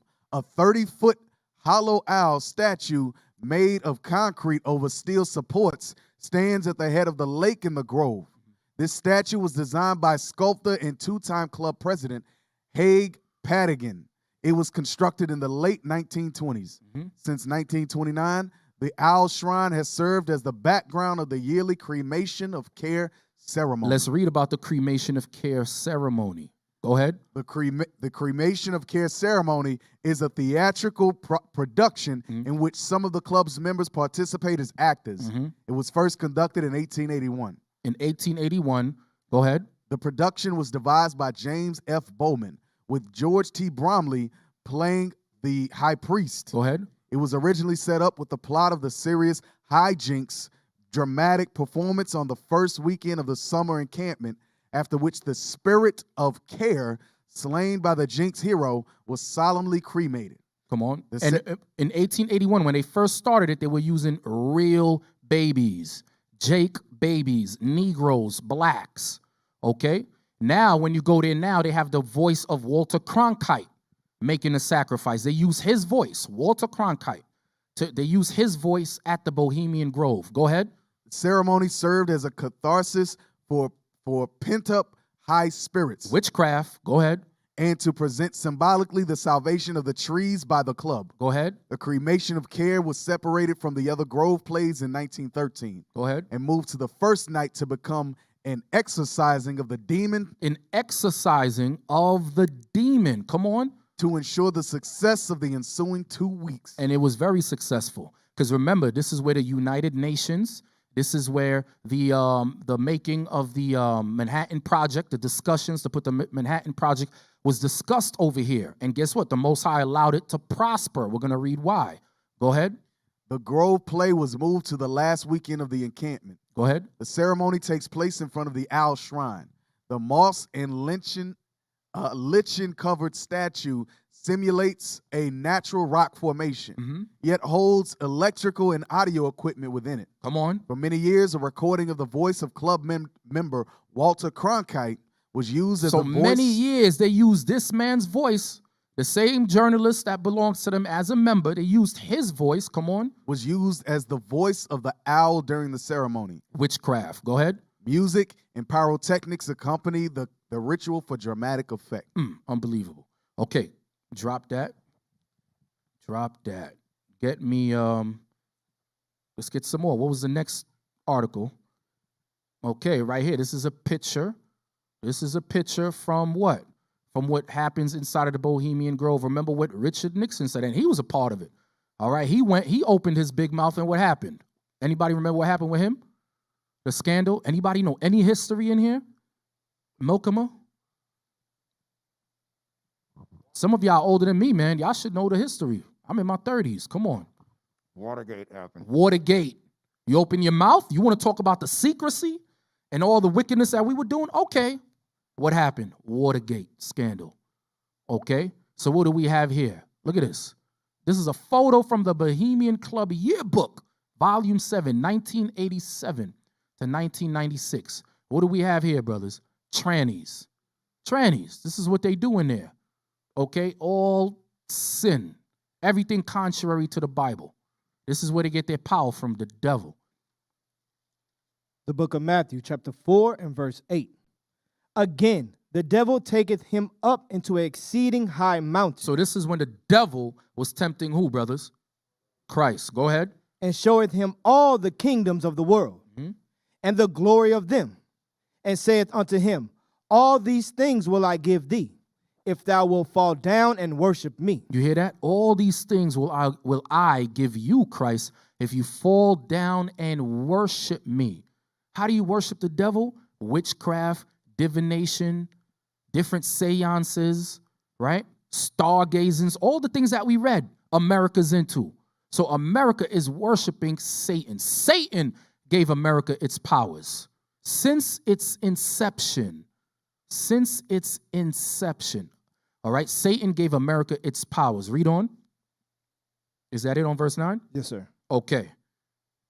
Now get me, I still want that on the screen. Get me Leviticus chapter 20. Leviticus chapter 20. I want 2 to 3. Because we seen the owl earlier, and the owl, the Bohemian owl, was the same thing as a Moloch. All of those things are synonymous, brothers and sisters. All they do is they take these different pagan gods, they repackage it, they rename it, and then they give it right back to you. And then you serve. Okay? So you had Moloch and the Bohemian owl. Leviticus chapter 20, verse 2 to 3. Because remember, I said the Bohemian Club was founded in 1873. When they started doing their rituals around the 1880s, those sacrifices, they used to use real babies, Negro babies, okay, as a sacrifice unto their god, the devil. Okay, read. Leviticus chapter 20, verse 2. Again, thou shalt say to the children of Israel, whosoever he be of the children of Israel, or of the strangers that sojourn in Israel, that giveth any of his seed unto Molech, he shall surely be put to death. So that was a Canaanite deity. That was a Canaanite deity. Moloch was a Canaanite deity, okay? And in a lot of Israel, guess what? We fell into that. That's the problem with the so-called blacks and Hispanics and natives. That's why God wants us to be what? Be ye separate. Because we always start to follow after the customs of the heathens. We get tempted to follow them because we see some of them prospering. Guess what? Who gave them their power? The devil. The devil's job, Satan's job, is to have Esau walk completely contrary to the Bible so we know what not to do. Y'all brothers understand? Read that again, Leviticus 22 and 3. Again, thou shalt say to the children of Israel, whosoever he be of the children of Israel, or of the strangers that sojourn in Israel, that giveth any of his seed unto Molech, he shall surely be put to death. Go ahead. The people of the land shall stone him with stones. And I will set my face against that man, and will cut him off from among his people, because he hath given of his seed unto Molech, to defile my sanctuary and to profane my holy name. So Esau, the white man, they know that the Bohemian owl, Moloch, all of that is interchangeable. That's why they was doing those sacrifices, okay, at that time. Okay, that's why they was doing those sacrifices. Now, what do we have here? Give me Romans 1, 22 and 23. We're still talking about these idols. Romans chapter 1, 22 and 23. Romans chapter 1, verse 22. Professing themselves to be wise, they became fools, and changed the glory of the incorruptible God into an image made like to corruptible man. That's why God says what? Because of that wisdom and thy knowledge which have perverted thee. It says your wisdom has perverted you. You're professing yourself to be wise, but nah, you're not wise. You are the devil on earth. Okay, and whatever wisdom you did obtain, you obtained that from the left-hand side. You attained that from Satan himself. Read that again. Romans 1, verse 22. Professing themselves to be wise, they became fools, and changed the glory of the uncorruptible God into an image made like to corruptible man. And changed the glory of God into an image of corruptible man. That's why they worship in owls, they worship in statues, trees, and so forth. Okay? So right here you have Lilith, which was a Semitic, an ancient Semitic deity. Okay? Look at the bottom. What do you see next to her, brothers? What is that? What is that? A what? An owl, okay? An owl, the Bohemian owl, also known as Moloch, also known as Lilith, all right? Queen of demons and of the night. So the Lilith owl was a Semitic myth owl, a female demon dwelling in deserted places and attacking children. Okay, so this was a Semitic deity, ancient Semitic deity. Read that. Minimize it so he could read it. Go ahead. Lilith was the Sumerian goddess Bel-Eli, or Belili, or as we well know, Belial. Belial. Go ahead. And the Babylonian goddess Lilitu, which means the monster of the night. Go ahead. Lilitu is derived from the early Semitic word for night. Come on. She was Belit, the divine lady of the Canaanites. She has been identified with the Babylonian goddess Ishtar and has been referred to as the handmaiden of the Sumerian goddess Inanna. Barbara Walker, Women's Encyclopedia of Myths and Secrets. So this was found in Barbara Walker's The Woman's Encyclopedia of Myths and Secrets. Go ahead. The symbols of Lilith are owls. The symbols of Lilith are owls. Go ahead. As Lilith is... Can you see it? You can't see it? Barely. All right, I'll read it. The symbols of Lilith are owls. As Lilith is portrayed having the feet of them and wings, think harpy. The Sumerian goddess Lilith, known as the Lady of the Breasts, we heard that word before, right? Who does that come from? Lady of the Breasts. Ishtar, also known as Easter, also known as Isis. All of those gods are the same. All of those gods are the same. That's what the scripture says. Has the nations changed their gods? All of their gods are the same. They just repackage it, rename it, and give it right back to us. And a lot of us foolishly worship it. Okay? It says, known as the Lady of the Breast, was also symbolized as an owl.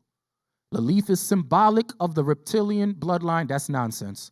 However, she is related to the god Molech, which we just read in Leviticus, the 20th chapter, whose symbol is also an owl and also a god of sacrifice. Another symbol of Molech is the 6-pointed star or hexagram. Okay, that's for my Israelite brothers out there who are still holding on to that thing for dear life, that hexagram. There's no power in that hexagram. Okay, close this out. What is next? Right there. You see what was going on in ancient Babylon? They got an Edomite there, but it was us. You had the Hamites, the Canaanites. We were learning their ways, and we started sacrificing our children unto Molech. Okay? This is what we was doing. Their sons and their daughters, they sacrificed to the idols of Canaan. Molech, through a process of time, Molech became Lilith and also became that Bohemian owl that you see on the front of your dollar. Okay? On the front of your dollar. All right? Next. Did we read this already? Okay, let's get that. Lemuel. Molech. Molech, also Molech, Moloch, Molecham, or Malcolm is the biblical name of a Canaanite god associated with child sacrifice through fire or war. The name Moloch results from a dysphemic vocalization in the Second Temple period of a theonym based on the root milk, king. There are a number of Canaanite gods with names based on this root, which became summarily associated with Moloch, including biblical Malcolm, great king, which appears to refer to a god of the Ammonites, as well as Tyrian, Melkart, and others. Okay, drop that. Get me the next video. Okay, go down. These are other names for it. Owl of Athena. Read. Owl of Athena. In Greek mythology, a little owl traditionally represents or accompanies Athena, the virgin goddess of wisdom. The virgin goddess of who? Of wisdom. Now you see why they use the owl. The owl is always a representation of wisdom. That's why God said what? Thy wisdom and thy knowledge have what? Has what? Perverted thee. Perverted thee. Okay? So this was actually on a coin. This was minted on a coin. Okay, in ancient Greece. Next article. Next one. These are known members of the Bohemian Grove. Lemuel, can you read it? both George Bushes, Ronald Reagan, Henry Kissinger, Richard Nixon, Caspar Weinberger, Dick Cheney, Malcolm Forbes, Colin Powell, Helmut Schmidt, Stephen Bechtel Corp., James Baker, Jerry Cole, David Rockefeller. David Rockefeller. We're going to read about him soon. Come on. Newt Gingrich. Go ahead. Tom Johnson, president of CNN. The mouth of the beast. Tom Johnson, the president of CNN. CNN, Caucasian News Network. Go ahead. And former publisher of LA Times. William Randolph Hearst Jr., Jack Howard, Charles Scripps of the Scripps Howard newspaper. Another form of the mouth of the beast to spread America's propaganda and lies and blasphemy. Go ahead. Walter Cronkite. Walter Cronkite. Go ahead. On the CBS Board of Management. Walter Cronkite on the CBS Board of Management. So he became an American icon. He was a journalist for 19 years. He was considered the most trusted man in America. Because if he's white, he's all right. Go ahead. The Norman Cousins Global Governance Award, Walter Cronkite. World government is the structure necessary for global justice. Pause. It says world government is the structure necessary for global justice. What are they talking about? The New World Order, their New World Order. Go ahead. Necessary for global justice. You, sir.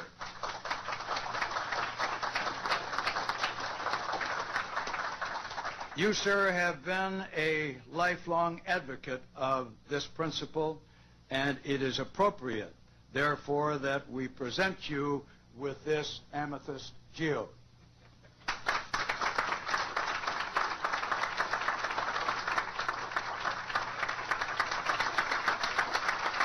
So this is him right here. This is Walter Cronkite right here. Go ahead.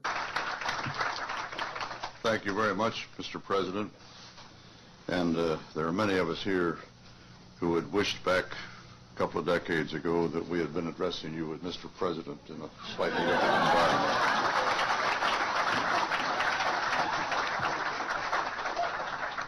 And thank you, Mrs. Annan, for those lovely words you spoke. I will treasure them, and I'm greatly honored, quite obviously, by the Norman Cousins Global Governance Award. I'll try to get it right, since I will be referring to it frequently, of course, from now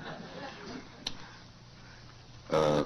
First, there are two reasons, really, why I'm particularly grateful and honored by this award.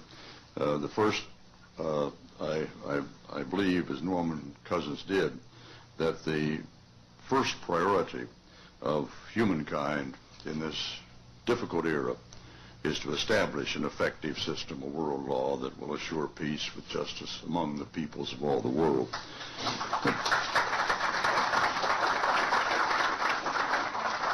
But second, I feel rather sentimental about this award and this organization, because half a century ago, Norman Cousins offered me a job as the spokesman and the Washington lobbyist for the really nascent organization called World Federalists.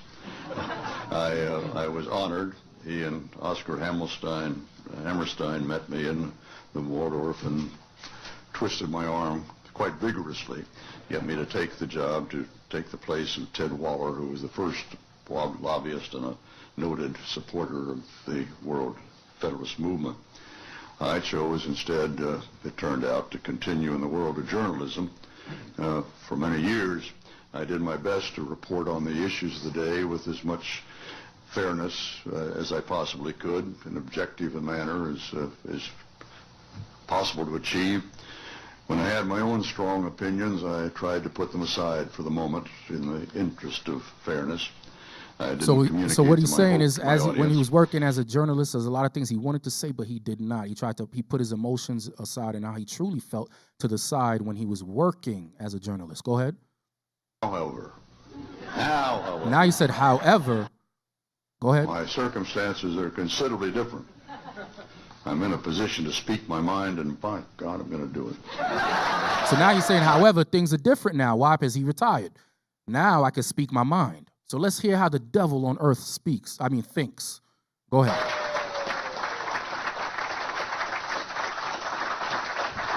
You know, those of us who are living today can truly influence the future of civilization. We can influence whether our planet is going to live or die, whether it's going to drift into chaos and violence, or whether through a monumental educational and political effort, we will achieve a world of peace under a system of law where individual violators of that law are brought to justice. For how many thousands of years now have we humans been what we insist on calling civilized? And yet, in total contradiction, we also persist in the savage belief that we must occasionally at least settle our arguments by killing each other. While we spend much of our time and a great deal of our treasure in preparing for war, we see no comparable effort in establishing peace.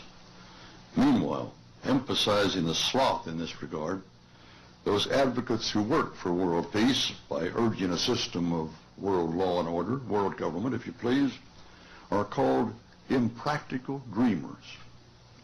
Those impractical dreamers are entitled, it seems to me, to ask their critics, what is so darn practical about war? First, we Americans are going to have to yield up some of our sovereignty. So in order to establish this world government, this new world order that Esau wants to have it, he's saying, well, first and foremost, a lot of Americans are going to have to give up some of their sovereignty, some of their rights. Go ahead. That's going to be, to many, a bitter pill.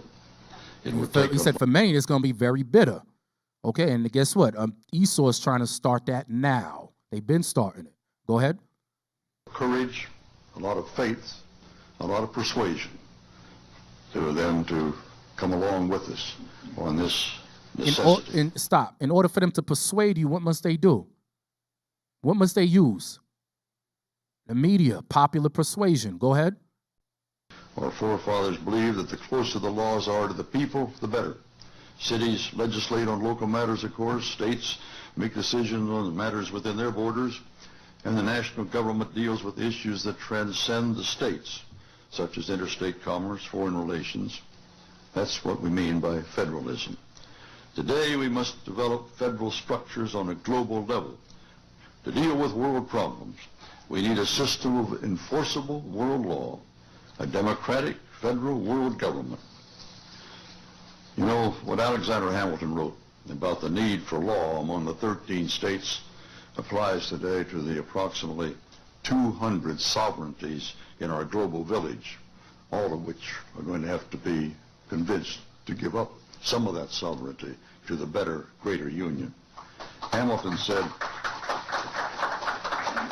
and it's not going to be easy, Hamilton said, to look for a continuation of harmony between a number of independent, unconnected sovereignties in the same neighborhood would be to disregard the uniform course of human events and to set at defiance the accumulated experience of ages.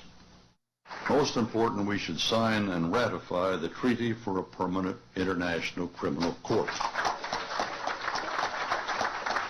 Here's the point. The point is coming up soon. It's coming up. That is now at the core of the World Federalist Movement's drive. That court will enable the world to hold individuals accountable for their crimes against humanity. Their leader, Pat Robertson, has written in a book a few years ago that we should have a world government, but only when the Messiah arrives. Which is biblical, because there will be a new world order when Christ returns. Go ahead. Rose, and literally, any attempt to achieve world order before that time must be the work of the devil. Absolutely, it is the work of the devil. Go ahead. But look at his reaction. Look what he said. I'm glad to sit here at the right hand of Satan. Let us hear the people. He said, if so, I am glad to sit here at the right hand of Satan. And we read where America got its power from, Satan. So guess what? Walter Cronkite is actually telling the truth. Finally, the white man has told the truth about himself. He is sitting at the right hand of Satan. Okay, you could bring that down. Give me the next video with Aaron Russo. Aaron Russo was another gentleman who was into the media productions and so forth, but he wanted to run for governor of Las Vegas at one time. Go ahead.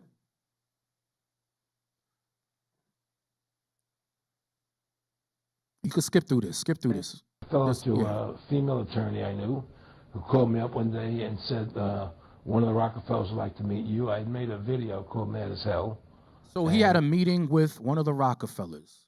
Okay, go ahead.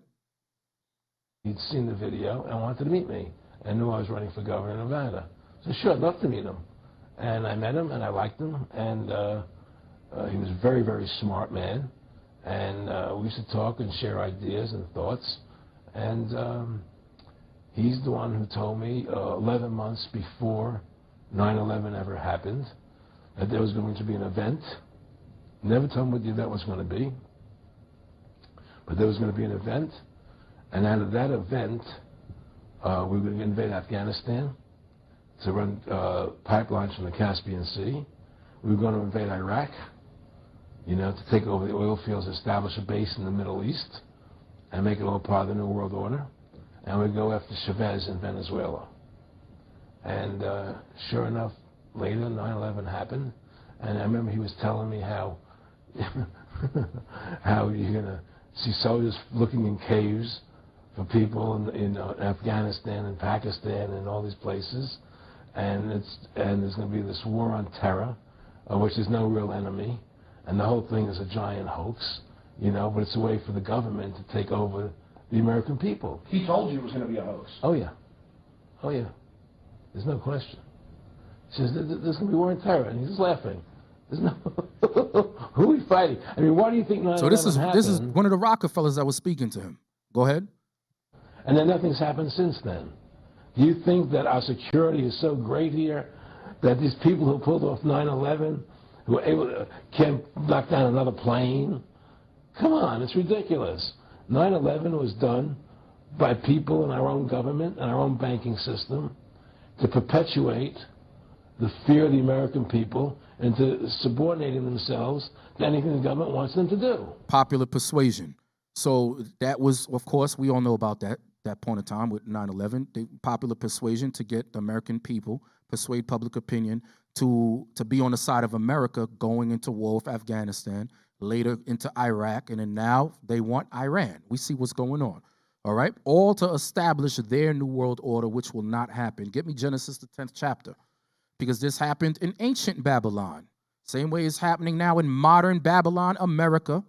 Okay? Babylon the Great, it happened in ancient. We want Genesis chapter 10. I want 8 to 10 first. Genesis chapter 10, verse 8. And Cush begat Nimrod. He began to be a mighty one in the earth. So Nimrod was a mighty one in the earth. Come on. He was a mighty hunter before the Lord. He was a mighty what? Hunter before the Lord. Physically and spiritually. He was a mighty hunter before the Lord. He was hunting the souls of men as well. Guess what? Esau is also known as the cunning hunter. Okay, go ahead. Wherefore it is said, even as Nimrod the mighty hunter before the Lord. Mm-hmm. And the beginning of his kingdom was Babel. Babel, that's where you get Babylon from. Babel means what, brothers? Confusion. Go ahead. And Erech and Akkad and Calneh in the land of Shinar. Shinar was the capital of Babylon. Now jump to 11, 1 to 9. Come on. Chapter 11, verse 1. And the whole earth was of one language Mm-hmm. and of one speech. Mm-hmm. And it came to pass, as they journeyed from the east, that they found a plain in the land of Shinar, and they dwelt there. And they said one to another, Go to, let us make brick, and burn them thoroughly. And they had brick for stone, and slime had they for mortar. And they said, Go to, let us build us a city and a tower, whose top may reach unto heaven. And let us make us a name, lest we be scattered abroad upon the face of the whole earth. Come on. And the Lord came down to see the city and the tower, which the children of men builded. Go ahead. And the Lord said, behold, the people is one, and they have all one language. Go ahead. And this they begin to do. That's that new world order that Nimrod was trying to establish, one world government. Go ahead. And now nothing will be restrained from them which they have imagined to do. Come on. Go to, let us go down, and there confound their language, that they may not understand one another's speech. So the Lord scattered them abroad from thence upon the face of all the earth. So ancient Babylon, you had Nimrod under Babylon, then you have today's Babylon trying to do the same thing, all right? Establish a new world order. We want 2nd Ezra, chapter 11. 2nd Ezra, now I need you to read a little bit faster, let me well. 2nd Ezra, chapter 11, 39 to 42 only. 2nd Ezra, chapter 11, 39 to 42. 2nd Ezra, chapter 11, verse 39. Art not thou it that remainest of the four beasts, whom I made to reign in my world? So the fourth beast is whom? Who's the fourth beast? Emmanuel, Officer Emmanuel. Rome. But America is an extension of what? Rome. Go ahead. Whom I made to reign in my world, that the end of their times might come through them. And the fourth came and overcame all the beasts that were past, and had power over the world with great fearfulness. Come on. And over the whole compass of the earth with much wicked oppression. And so long time dwelt he. So they had power over the world with much wicked oppression. Wicked oppression. How did America get this place? Through what? Witchcraft, divination, and wicked oppression. Come on. And so long time dwelt he upon the earth with deceit. For the earth hast thou not judged with truth. They did not judge the earth with this Bible at all. They walk contrary to God's Bible. Go ahead. Verse 42. For thou hast afflicted the meek, thou hast hurt the peaceable. The meek and the peaceable is us. Okay? The meek and the peaceable is us. Come on. Thou hast loved liars, and destroyed the dwellings of them that brought forth fruit, and hast cast down the walls of such as did thee no harm. Like they did the tribe of Gad. Okay? That's why that eagle got that olive branch in their hand. Remember, the eagle's a bird of prey, but it has an olive branch in its hand. Why? Psalms 55, verse 21. Psalms 55, verse 21. Psalms chapter 55, verse 21. The words of his mouth were smoother than butter. The words of Esau's mouth is smoother than butter. So smooth that it got what? All of those native tribes to sign those peace treaties, and then America broke every last treaty. Smoother than butter. Go ahead. But war was in his heart. But what? But war was in his heart. But war was in his heart. Go ahead. His words were softer than oil. Yet were they drawn swords. Yet were they drawn swords. Give me Ezekiel 28. Ezekiel 28, 1 through 6. Ezekiel chapter 28, verse 1. The word of the Lord came again unto me, saying, Son of man, say unto the prince of Tyrus. That's America, prophetic speaking about America. Go ahead. Thus saith the Lord God, because thine heart is lifted up, and thou hast said, I am a God. I sit in the seat of God. The midst That's of the how you know it's America, because Esau does that. I am a God, and I sit in the seat of God. Go ahead. In the midst of the seas. In the midst of the seas. In the midst of the seas. What is it talking about? Why does it say in the midst of the seas, Officer Azan?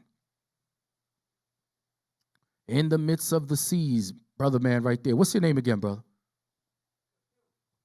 Kim? Kim. Kim. Yes, Okay. sir. Because of their Navy ships. Navy ships. Okay, what else? Officer Emmanuel? Embassies. Very good. Very good. Let's get very good. Very good. Y'all cooking. Give me Revelation. Revelation 17. I want Revelation 17, and I want verse 1, I believe it is. If I remember correctly. Yes, sir. Go ahead. Revelation chapter 17, verse 1. And there came one of the seven angels, which had the seven vials, and talked with me, saying unto me, Come hither. I will show unto thee the judgment of the great whore. The great whore. Go ahead. That sitteth upon many waters. That sitteth upon many waters. Why? Because of those embassies, those ships. America is in all nations. America is in all nations. Sitteth upon many waters. Jump down to verse 15. Verse 15. And he saith unto me, the waters which thou sawest, where the horse sitteth, are peoples and multitudes. And multitudes. And nations.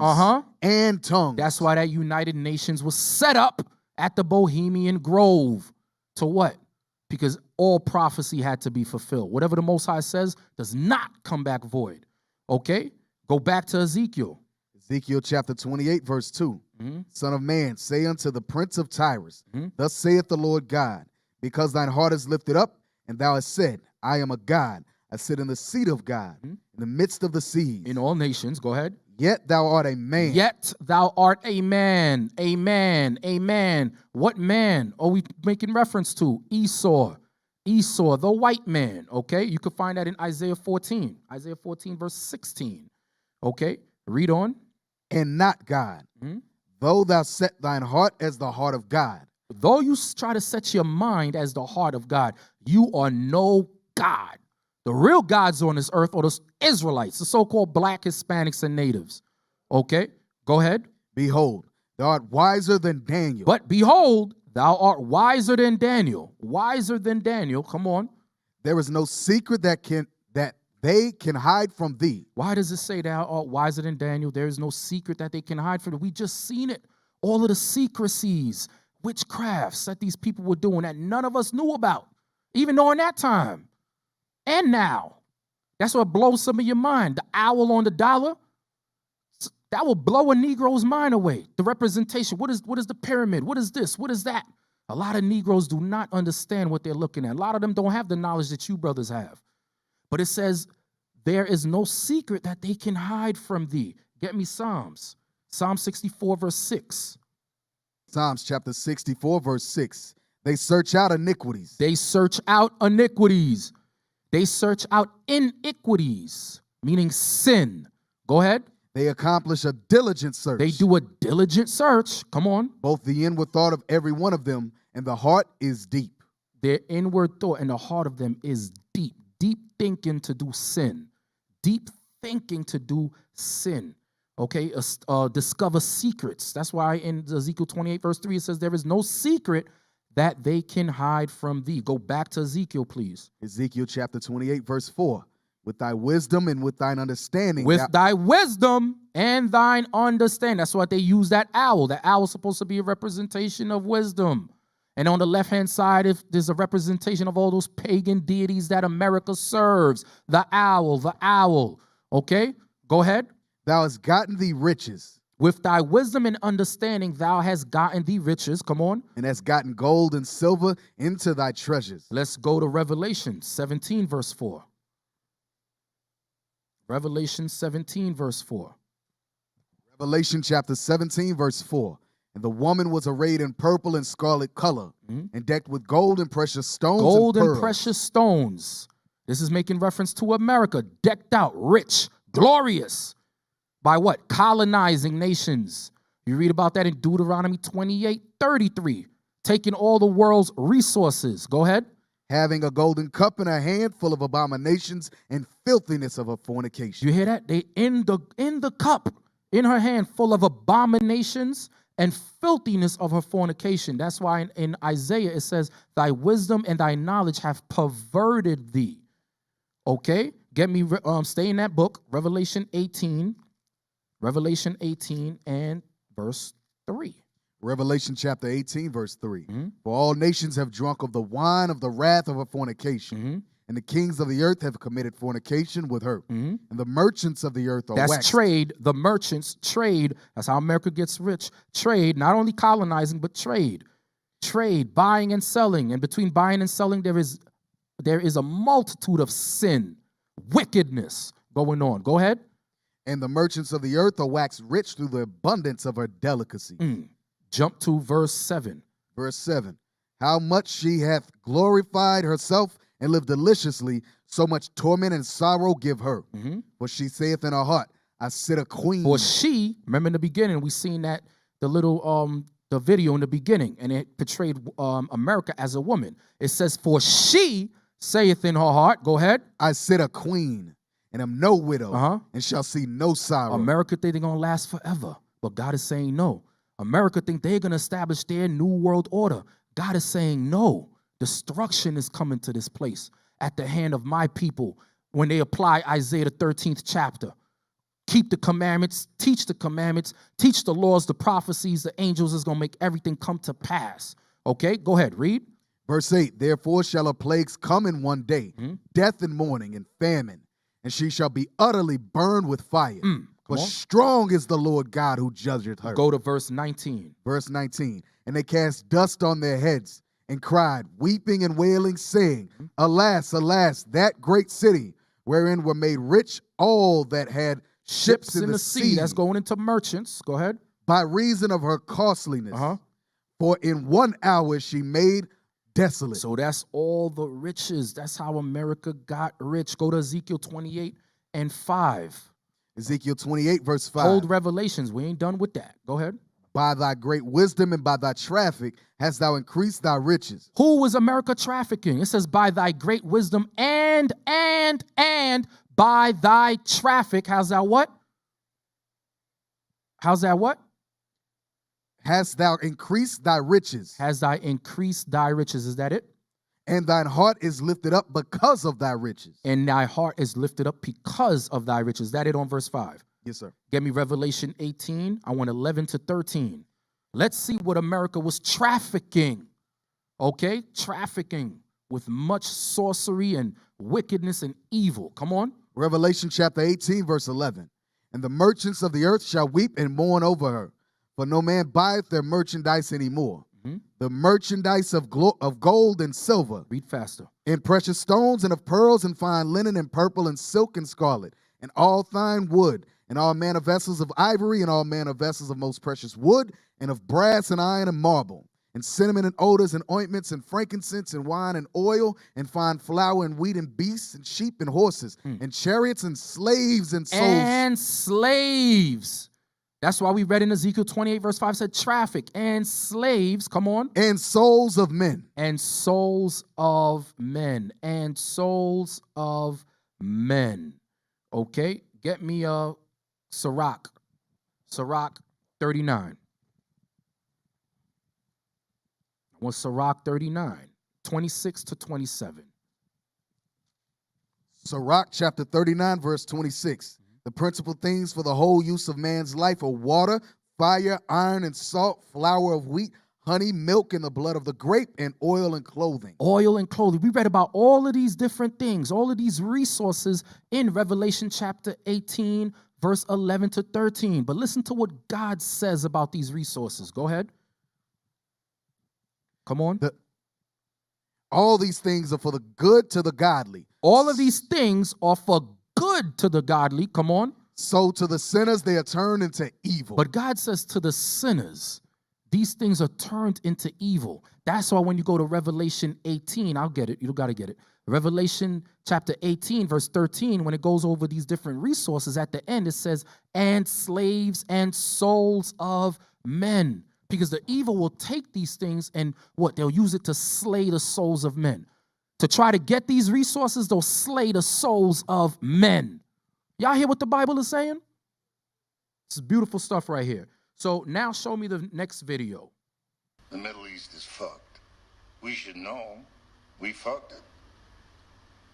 6 of the 10 fastest growing economies are in sub-Saharan Africa.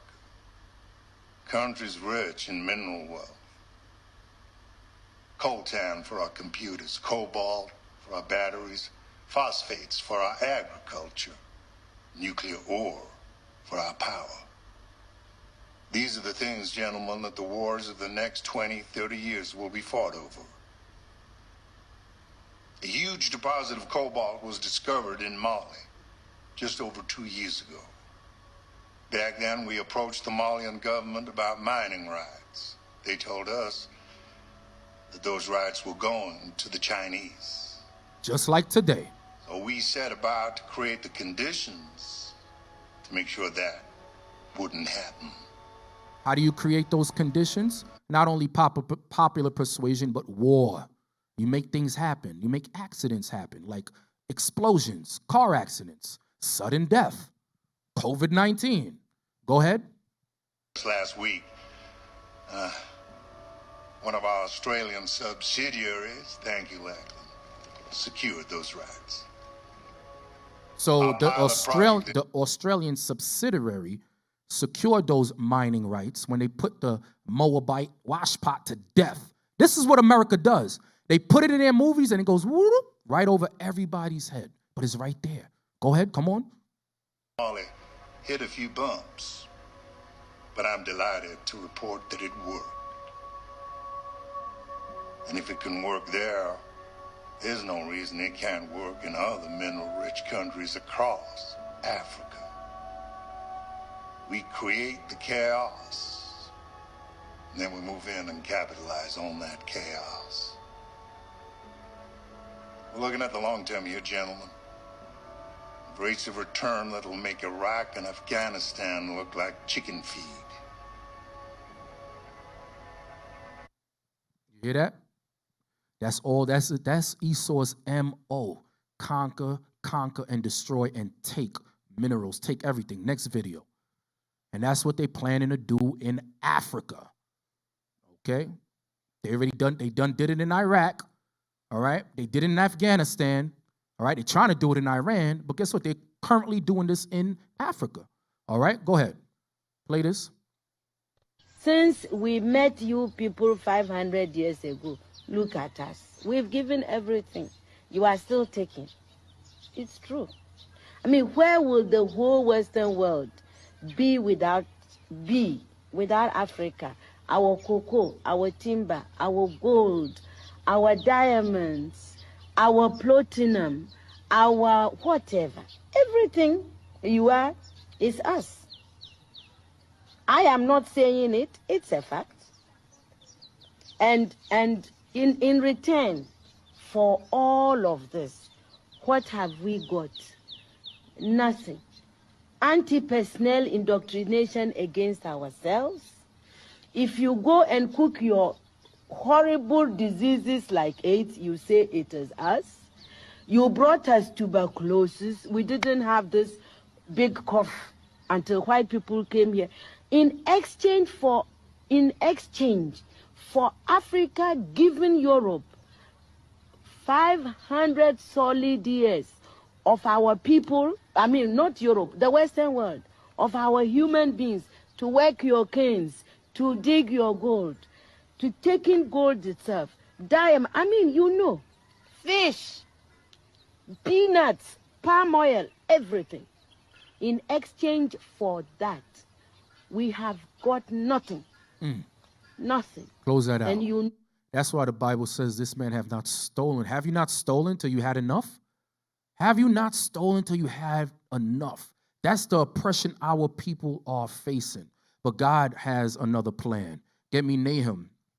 Nahum chapter 3, 1-5. You're going to read quickly. Let me well. Nahum 3, 1-5. Nahum chapter 3, verse 1. Woe to the bloody city. It is all full of lies and robbery. The prey departeth not. The noise of a whip and the noise of the rattling of the wheels and of the prancing horses and of the jumping chariots. The horsemen lifted up both the bright sword and the glittering spear. And there was a multitude of slain and a great number of carcasses. And there is none end of their corpses. They stumble upon their corpses. Because of the multitude of the whoredoms of the well-favored harlot, the mistress of witchcrafts. The mistress of who? Of witchcraft. That's what this class was going into earlier. Witchcraft. Come on. That selleth nations through her whoredoms. That what? That selleth nations. That selleth nations, Israelites, blacks, Hispanics, natives, Israelites. Go ahead. Through her whoredoms. Through her whoredoms. Come on. And families through her witchcrafts. Behold, I am against thee, saith the Lord of hosts. And I will discover thy skirts upon thy face. And I will discover thy skirts upon thy face. That's what the Most High is doing now. All of these secret behind the door things that Esau is doing, the Most High is revealing it and we're bringing it out in these classes. Give me Isaiah 47 verse 2. Isaiah 47 verse 2. Most High God says, I'm going to discover thy secrets in your skirts. What is he talking about? Isaiah 47 verse 2. Come on. Isaiah 47 verse 2. Take the millstones and grind meal. This is talking about Babylon. Go ahead. Uncover thy locks, make bare the leg. Uncover the thigh, pass over the rivers. Thy nakedness shall be uncovered. Yea, thy shame shall be seen. I will take vengeance and I will not meet thee as a man. So that's the end thereof. All right, so earlier we seen a video with the young sister from Nigeria that was talking about how Esau comes in. For the past 500 years, they've been coming into Africa, taking all the resources and so forth. So now we have another article that validates that. All right, go ahead, Lemuel. 4 more ways the CIA has meddled in Africa. So we're talking about the United States CIA. Okay, go ahead, go down. So we have Nelson Mandela, who was imprisoned in 1962 and later convicted of trying to violently overthrow the government. All right, so it says the U.S. Central Intelligence Agency, CIA, has a long history of involvement in African affairs. So Sunday's reports that the 1962 arrest of Nelson Mandela came following a CIA tip-off don't come as a huge surprise. Most incidents came during the Cold War when the US and the Soviet Union battled for influence across the continent. We always hear about the European scramble for Africa movement. Okay, so this is one of them. Russia, the Soviet, was trying to take control of the continent. Why? What do you think the Soviets and America want out of the continent? Overseas man.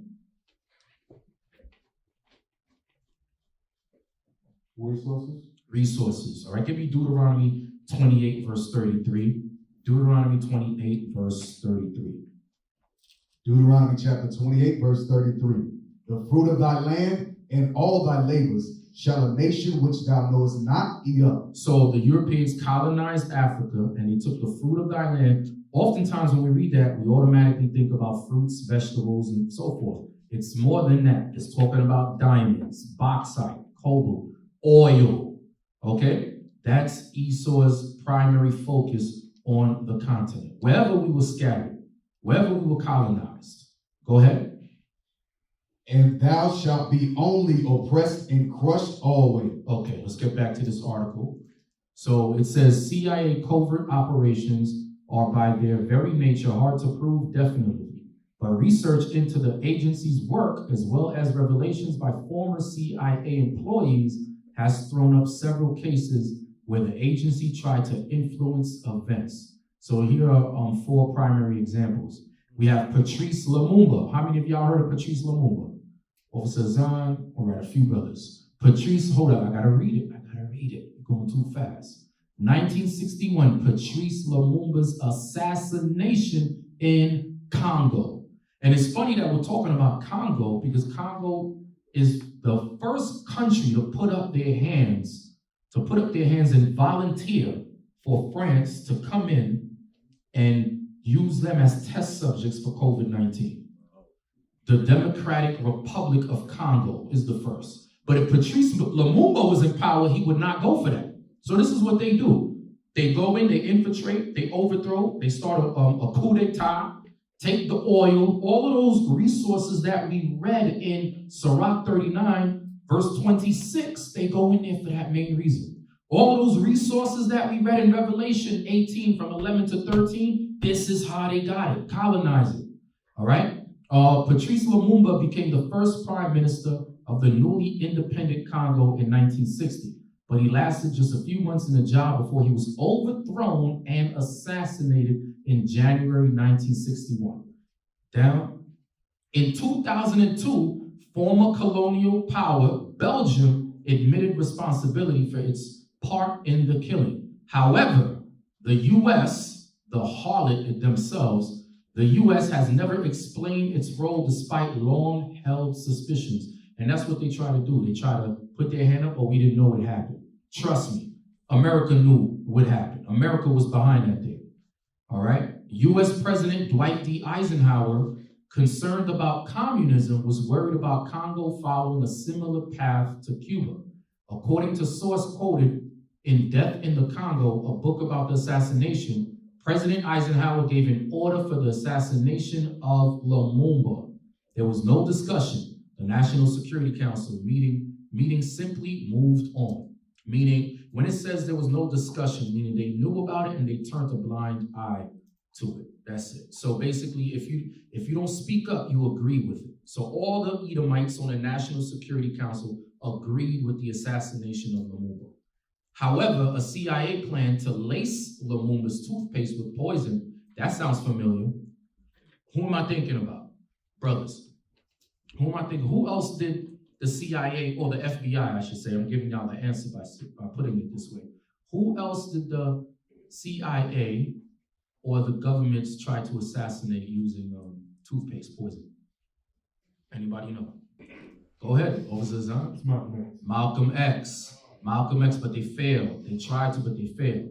It says, however, a CIA plan to lace Lumumba's toothpaste with poison was never carried out. Lawrence Devlin, who was a station chief in Congo at the time, told the BBC in 2000, a survey of declassified U.S. government documents from the era notes that the CIA initially focused on removing Lumumba, not only through assassination if necessary, but also with an array of non-lethal undertakings. While there is no doubt the CIA wanted him dead, the survey does not indicate direct U.S. involvement in his eventual killing. Devils at the Bible speaks of. All right. The number 2 guy, 1965 overthrow of Kwame Nkrumah in Ghana. Down.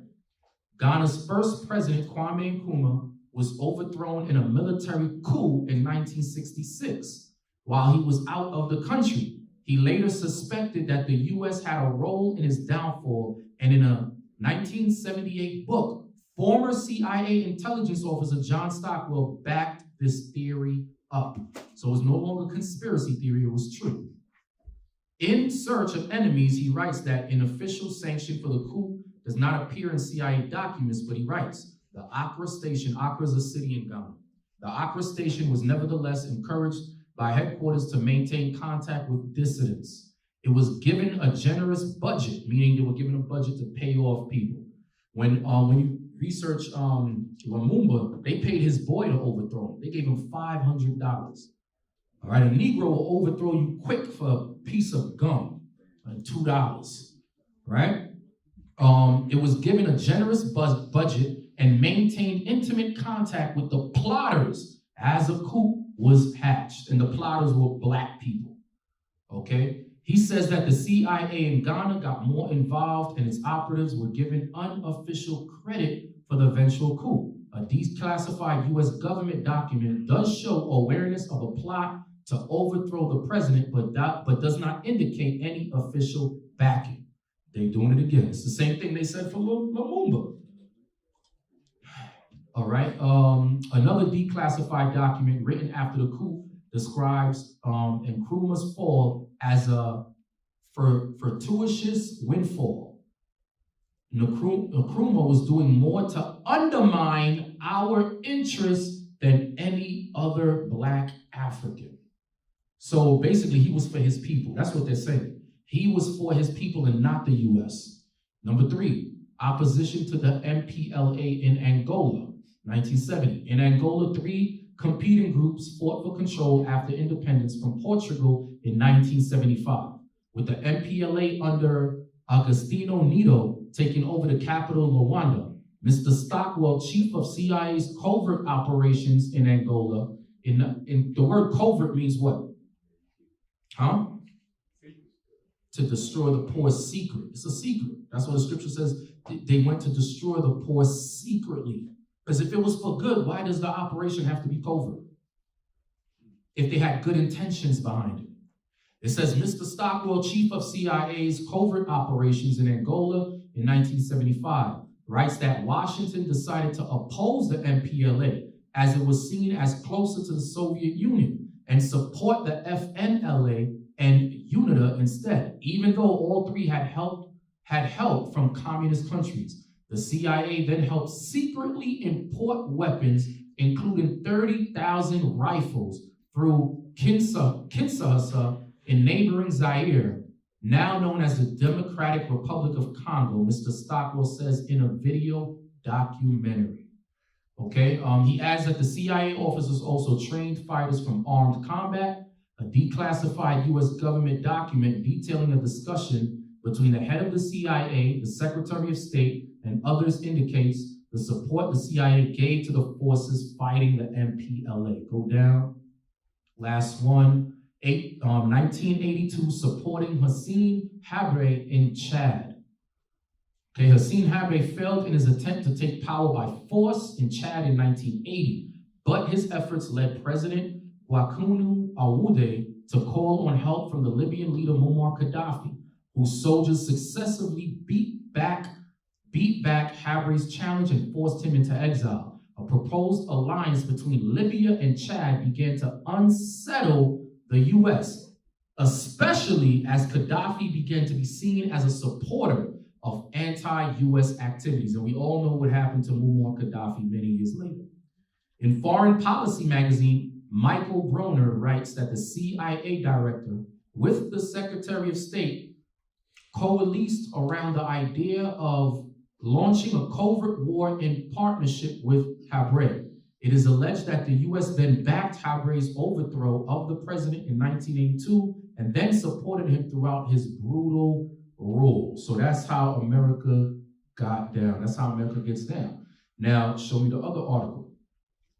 This is what's going on now in the year 2020 while everybody is asleep. Everybody's still asleep and being distracted by COVID-19. This is what's going on. Read that, let me go. The coup attempt in Venezuela seems ridiculous, but don't forget, regime change is the U.S. goal. This is what's going on now. Read the date. Is there a date on it right there where it says May 4th? May 4th, 2020. Go ahead. Picture the following scene. Two former Venezuelan special forces soldiers are captured while trying to land on a beach in the United States. They confess on camera to being part of a wider plot to capture and kidnap the American president. That same day, back in Venezuela, another ex-Special Forces soldier with connections to the longtime bodyguard of Venezuela's president, Nicolas Maduro, releases a video announcing the two men were working for his private security company on a mission to detain and extract President Donald Trump and bring down the government, and bring down the government in Washington, D.C. He's giving you a comparison. Go ahead. 2 days later, the Venezuelan foreign minister, who also happens to be the former head of the country's feared intelligence agency, gives a press conference at which he chooses to deny only direct involvement in the operation. If we had been involved, it would have gone differently, he added with a smirk. Go ahead. So he's being facetious. He said, imagine if they tried to do that to Donald Trump, because this is what America's trying to do to Venezuela. And we're going to read why. Go ahead. What do you think the reaction would be here in the United States among political and media elites in national security circles? Wouldn't the U.S. press be running endless pieces denouncing and berating Maduro? Wouldn't cable news be rolling on it? Does anyone doubt that the U.S. military would be preparing to attack targets across Venezuela in retaliation? Yet that is exactly what we have witnessed over the past week, but in reverse and without any sense of shock or outrage of the United States. Because they don't care. They don't care because America is about imperialism. America, United Snakes of America, is about what? Establishing a new world order and putting all dark nations under their feet. Let's not forget, our brothers over here in Venezuela is part of the 12 tribes. Because I know a lot of brothers are still asleep. That's the tribe of Asher. Let's not forget. Okay, this is one of the sleazeballs over here, ex-Green Beret. Go down, right there, that dude, he's captured. So they got him on live video. Go down. Go ahead. On Monday, it was Venezuela that captured two former U.S. Special Forces soldiers, Luke Denman and Aaron Berry, after what authorities described as their botched beach landing in the fishing village of Chuo. A video was released of Denman telling his interrogators that he had been tasked with capturing the Venezuelan president.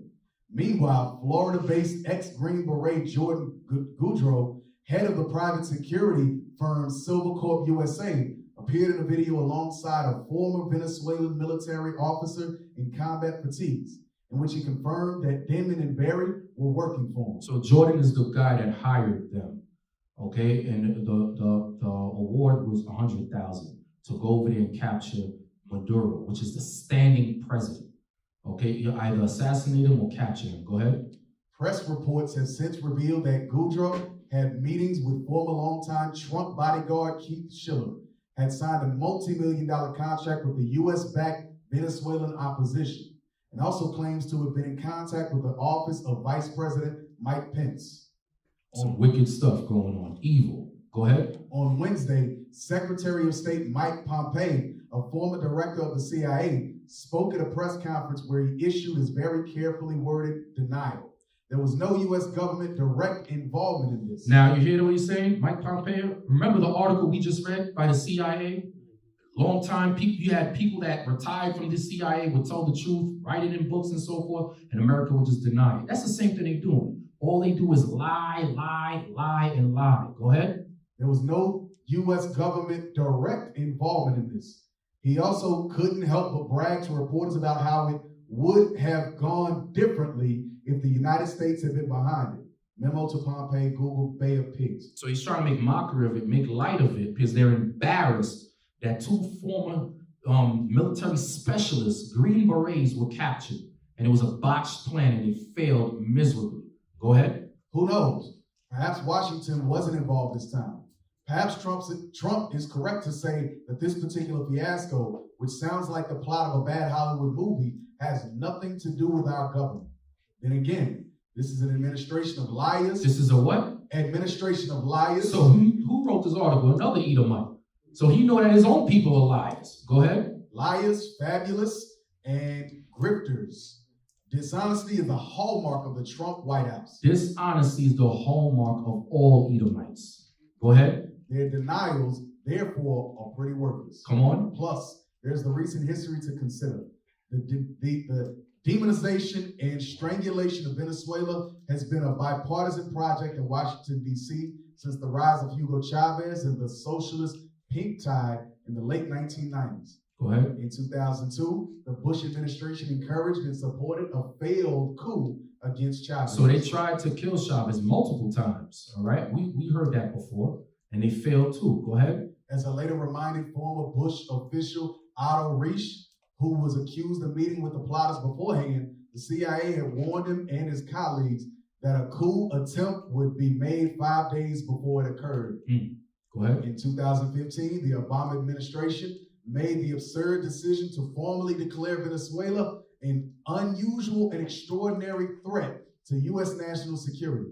They weren't a threat to U.S. national security. What's going on is, like the scripture says about, let's get that real quick, hold that. Get me what the scripture says about Asher. 24. Deuteronomy 33:24. And of Asher he said. And of Asher he said, Venezuela, come on. Let Asher be blessed with children. Let him be blessed with children, because they have mad kids, come on. Let him be acceptable to his brethren. Let him be acceptable to his brethren. Acceptable to his brethren. That's talking about the rest of the tribes. Go ahead. And let him dip his foot in oil. And let him dip his foot in oil, meaning the land that they possess will be full of oil. That's why they're going after Maduro in Venezuela. Okay? And Obama, he's a chocolate-covered Edomite. He's another one. Okay? Talking about Venezuela is a threat to U.S. national security. How is that? They don't even have ICBMs. You're the threat. You're the virus.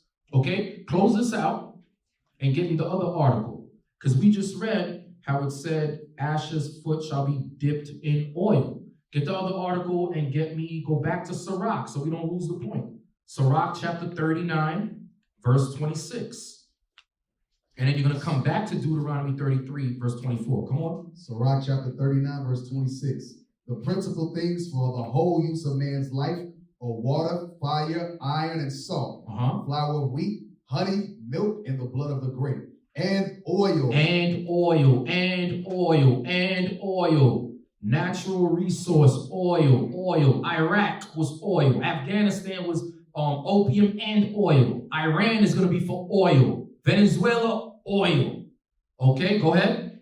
And clothing. Come on. All these things are for good to the godly. All these things are for good for us, the godly, the Israelites. Go ahead. So to the sinners. So to the sinners, Esau, America, the United Snakes of America. Go ahead. They are turned into evil. They are turned into evil.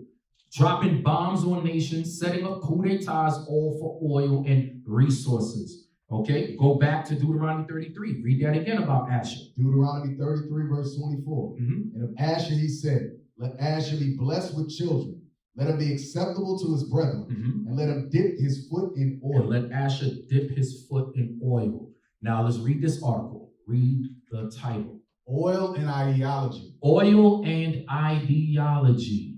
Oil and ideology. Go ahead. The truth behind U.S. interest in Venezuela. Go down. Right there. U.S. interest in Venezuela has nothing to do with humanitarianism and everything to do with defeating an ideological foe and stealing its resources. Go ahead. Argues Carol Bryant. Go ahead. Washington's onset of humanitarianism. So they're not going there to liberate the people. All of that is malarkey. All right. They'll film a 5-second, 10-second clip of some kind of march or whatever, and they say, oh, the president is not feeding the people. That's what they do. And they use the mouth of the beast to do that, to promote propaganda, Meanwhile, behind the scenes, there's all matters of evil going on. Okay, go ahead. Washington's onset of humanitarian hysteria over Venezuela stretches even the most vivid of imaginations. To the United States, Nicolas Maduro represents the biggest ideological threat in Latin America. Accordingly, an orchestrated and well-funded propaganda campaign. Oh, there's the word right there, propaganda campaign. Go ahead. Is underway to justify regime change. Go ahead. This tried and tested tactic is employed whenever a leader refuses to get into bed with the U.S. That's if you don't want to take that mark, meaning his ideology. Remember, the title said oil and ideology. That's the mark. If you don't want to be in bed with the great whore and spiritually fornicate with her, guess what? They are going to remove you out of power. So America's trying to put in place a puppet president. And it is, you know what's crazy? All the other nations, nobody's saying anything. Everybody's quiet. How are you going to have a sitting president? Then you're going to have Guido. They said that he went to school here. They're trying to raise him up to overthrow the current sitting president of a country. Who's sovereign? They have their own rights, their own laws, and so forth. It's crazy. It's just crazy. It's mind-boggling. Go ahead. Whenever the U.S. dollars drop, or whenever the U.S. wishes to plunder the natural resources. Because Venezuela's not using the U.S. dollar. They dropped the U.S. dollar. Go ahead. And remember, that's what Muammar Gaddafi wanted to do. Okay, so he was going against the agenda of the New World Order. Go ahead. Resources of a sovereign nation. Or, if they're really unlucky, as in Venezuela's case, all three. Go ahead. This tactic has been employed with full effect against Saddam Hussein in Iraq, Muammar Gaddafi in Libya, and Bashar al-Assad in Syria. With the complicity of the mainstream media, the mouth of the beast, the mouth of the whore, go ahead. The UK government, its allies, the 10 common markets, go ahead. And the European Union. There we go. The European Union is part of the 10 common markets. Go ahead. But it spectacularly failed with Hugo Chavez in Venezuela. And they tried to assassinate Chavez, like we read in another article, multiple times. Go down. Okay. Go back to Isaiah 47. All right, so the Most High has different plans. All we got to do, brothers, we got to repent. We got to bring Northern Kingdom in. Lord willing, this word reaches places like Venezuela, Colombia, and so forth. And it will, all right, because it's prophesied to happen. So there will be no new world order of Edomites, nor Moabite. I don't know where the hell that doctrine came in. All right, China ain't taking over a damn thing, all right? The new world order are the Israelites, all right? Isaiah 47, verse 11.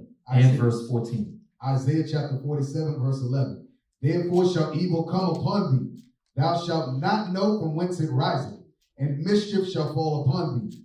Thou shalt not be able to put it off. And desolation shall come upon thee suddenly, which thou shalt not know. Verse 14.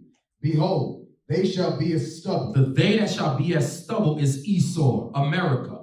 Just in case you're confused, still, read verse 1 and then go back to 14. Isaiah 47, verse 1. Come down and sit in the dust, O virgin daughter of Babylon. Sit on the ground. Come on. There is no throne. There's no throne. You're not in your kingdom of heaven no more. You're going to be in slavery. Go ahead. O daughter of the Chaldeans. Come on. For thou shalt no more be called tender and delicate. You ain't going to be called tender and delicate no more. Jump back to verse 14. Verse 14, behold, they shall be as stubble. The fire shall burn them. They shall not deliver themselves from the power of the flame. There shall not be a coal to warm at, nor fire to sit before it. Give me 1 Thessalonians 5:3.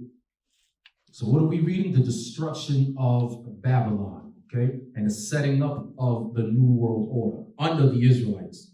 1 Thessalonians 5:3. Come on. 1 Thessalonians chapter 5, verse 3. For when they shall say peace and safety. When they shall say peace and safety, that's talking about Esau. Come on. Then sudden destruction. Sudden destruction. Go ahead. Cometh upon them. Then sudden destruction cometh upon them. Because when them nukes are shot over here, they're not going to know. There's not going to be an alarm. The Most High is going to get rid of all of that.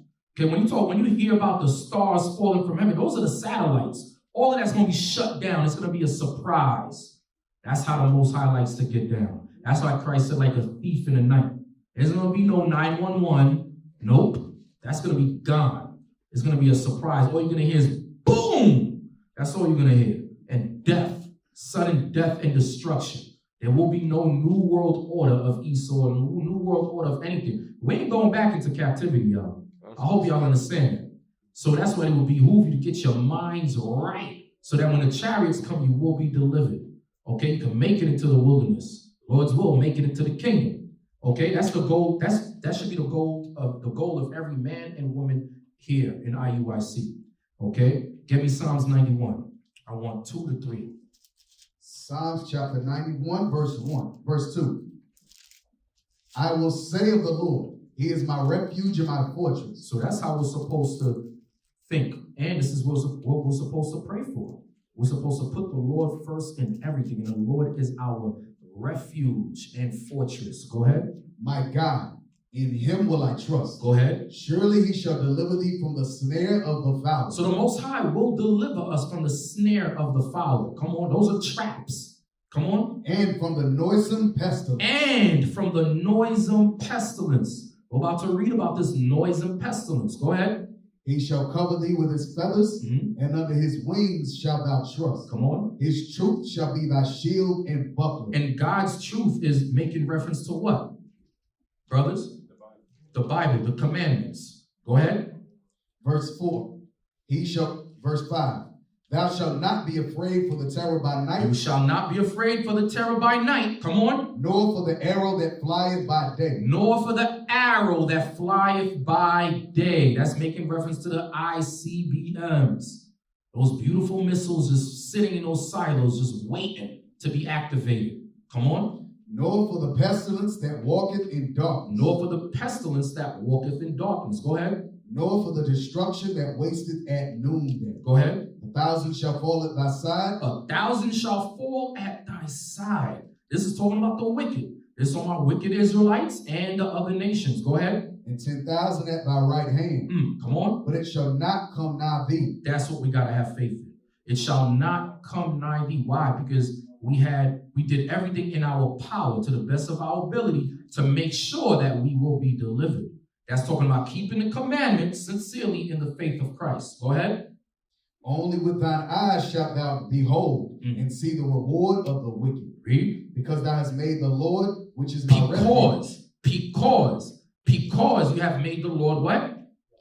Has made the Lord, which is my refuge, even the Most High, thy habitation. Go ahead. There shall no evil befall thee. Come on. Neither shall any plague come nigh thy dwelling. Go ahead. But he shall give his angels charge over thee, to keep thee in all thy ways. Say la to that. All right, get me 2nd Esdras. 2nd Esdras chapter 6, 8 to 9. 2nd Esdras 6, 8 to 9. Like I said before, there will be no new world order of anyone, of any of these nations, any of these heathens. Go ahead. 2nd Esdras chapter 6, verse 8. Come on. He said unto me, from Abraham unto Isaac. This is what this whole movie.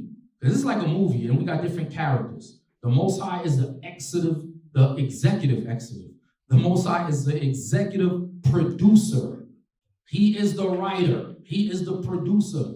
And guess what? There's actors. There's people playing different characters. Every movie, you got what? You got a hero and a villain. In this great story, who's the hero? Who's the hero, brothers? Jacob. Who's the villain? Esau. That's what it's all about. It's always about Jacob and Esau. Everybody else, all the other actors and characters, they don't mean a damn thing. That's why in 2nd Ezra chapter 6, verse 54, what does it say about the other nations? They be like unto spittle, like a vessel that falleth from a bucket, a drop of water from a bucket. It's always been about Jacob and Esau. Go ahead. 2nd Ezra chapter 6, verse 8. And he said unto me, from Abraham unto Isaac, when Jacob and Esau were born of him, Jacob's hand held first the heel of Esau. So Jacob's hand held first the heel of Esau. Boy, that was a representation of rulership. Jacob was supposed to come after Esau's rulership. Right after Esau's downfall, Jacob is the next one to rule. Go ahead. For Esau is the end of the world. Esau is the end of the world, not Moab. Not Moab. Get that out of your mind. Not Ishmael. Get that out of your mind. Although I haven't heard that doctrine, but I did hear Moab is the next person to rule. That is garbage. That is not true. The Bible says Esau is the end of the world. Go ahead. And Jacob is the beginning of it that follows. So who's that new world order that comes right after Esau's downfall? Read it again. And Jacob is the beginning of it that follows. The nation of Israel is the beginning of it that follows. If you're still confused, that's talking about blacks, Hispanics, and natives. We are the ones that's going to rule right after America goes down. Go on. The hand of man is betwixt. The hand of man, that's the hand of the Moabite man, the hand of the Ammonite man, the hand of the Hamite man, the hand of the Ishmaelite man. Go ahead. The hand of man is betwixt the heel and the hand. Okay, that's talking about their little small role that they play in this. Okay, but in this great movie published by the Most High, it's always been about Jacob and Esau. Jacob and Esau. Okay, is that it? Other question, Ezra's, ask thou not. Give me Daniel. Last one. Last scripture. Daniel. Great prophet Daniel. Let me get it. I want you to go to chapter 7. You know what I want, right? Take the kingdom. Yes, sir. Yes, sir. 18. Go ahead. Daniel chapter 7, verse 18. But the saints of the Most High shall take the kingdom. What we gonna do, brothers? Take the kingdom. Take the kingdom. We're not gonna ask for it. We're not gonna vote for it. We're gonna take the kingdom. Go ahead. And possess the kingdom forever, even forever and ever. Keep reading.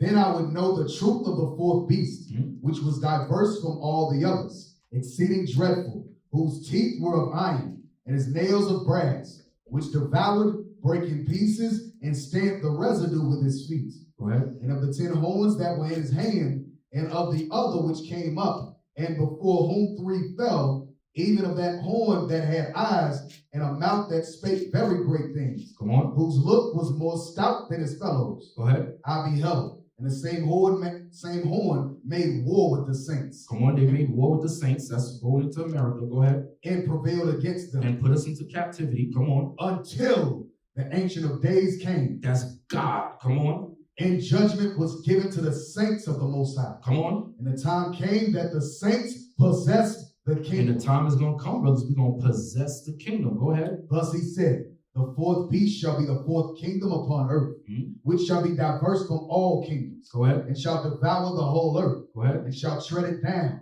and break it in pieces. Go ahead. And the 10 horns out of this kingdom are 10 kings that shall arise. And another shall rise after them. And he shall be diverse from the first. And he shall subdue 3 kings. And he shall speak great words against the Most High. That's the so-called white man. Guess what? By him trying to establish a one world government, which God said hell no in the book of Genesis, chapter 11 with Nimrod. Antiochus tried to do the same thing to the Israelites, get them under a one world government to conform to their religion and so forth. The Most High shut all of that down. Now he's trying to do the same thing. He's speaking great words against the Most High by saying he is God, by saying that the people in Israel are the real Jews. All of that, he's speaking against the Most High God. Go ahead. And shall wear out the saints of the Most High. Wore us out in slavery. Go ahead. And think to change times. And they changed times, right? And laws. And they definitely changed laws. Now 2 damn men could get married. Go ahead. And they shall be given into his hand until a time and times and the dividing of time. 350 years, go ahead. But the judgment shall sit. But they shall do all of this, and they shall prosper at it, but the judgment shall sit. Go ahead. And they shall take away his dominion. And we're going to take away his dominion. Go ahead. To consume and to destroy it unto the end. Read. And the kingdom and dominion and the greatness of the whole kingdom, of the kingdom under the whole heaven, shall be given to the people of the saints of the Most High. That's you, brothers. That's the Israelites. That's the Black, Hispanics, and natives. That's us.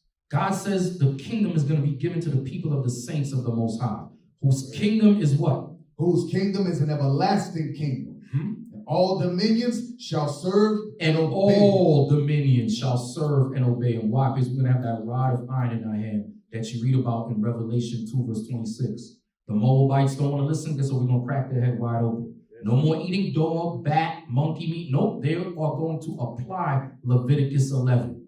Okay? And even Esau, because a lot of times we like to talk about those kind of wild, unclean foods, and we just attribute it to Moab, but you got Edomites eating coyote, bear, squirrel, all sorts of stuff. Possum, and all of that. Esau be doing that too. Go ahead. Hitherto is the end of the matter. Hitherto is the end of the matter. What is the end of the matter? That the Israelites are going to rule at the end. Okay, the New World Order is going to start with us, and it's never going to end. Read. As for me, Daniel, my cogitations much troubled me, and my countenance changed in me.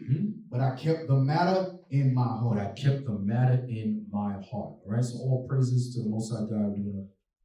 That's the end of that. We're going to close it out. We used to scream Black Power while Heron was pushed. But at the end of the day, nothing's in vain. IUIC has been given a vision. The tents of Judah has risen. Many has attempted the mission. Minor murmuring, omitting, and missing the mark. Just reading that he had the flame of fire in his eyes gave us the spark. We on Paul's mission. We out on the road, purple and gold. From Mexico, Cuba, Haiti, Ghana, Sierra Leone. 144,000 boots banging, concrete crackling. These are how men repented at heart. The scriptures is proof. IUIC, we deliver the truth.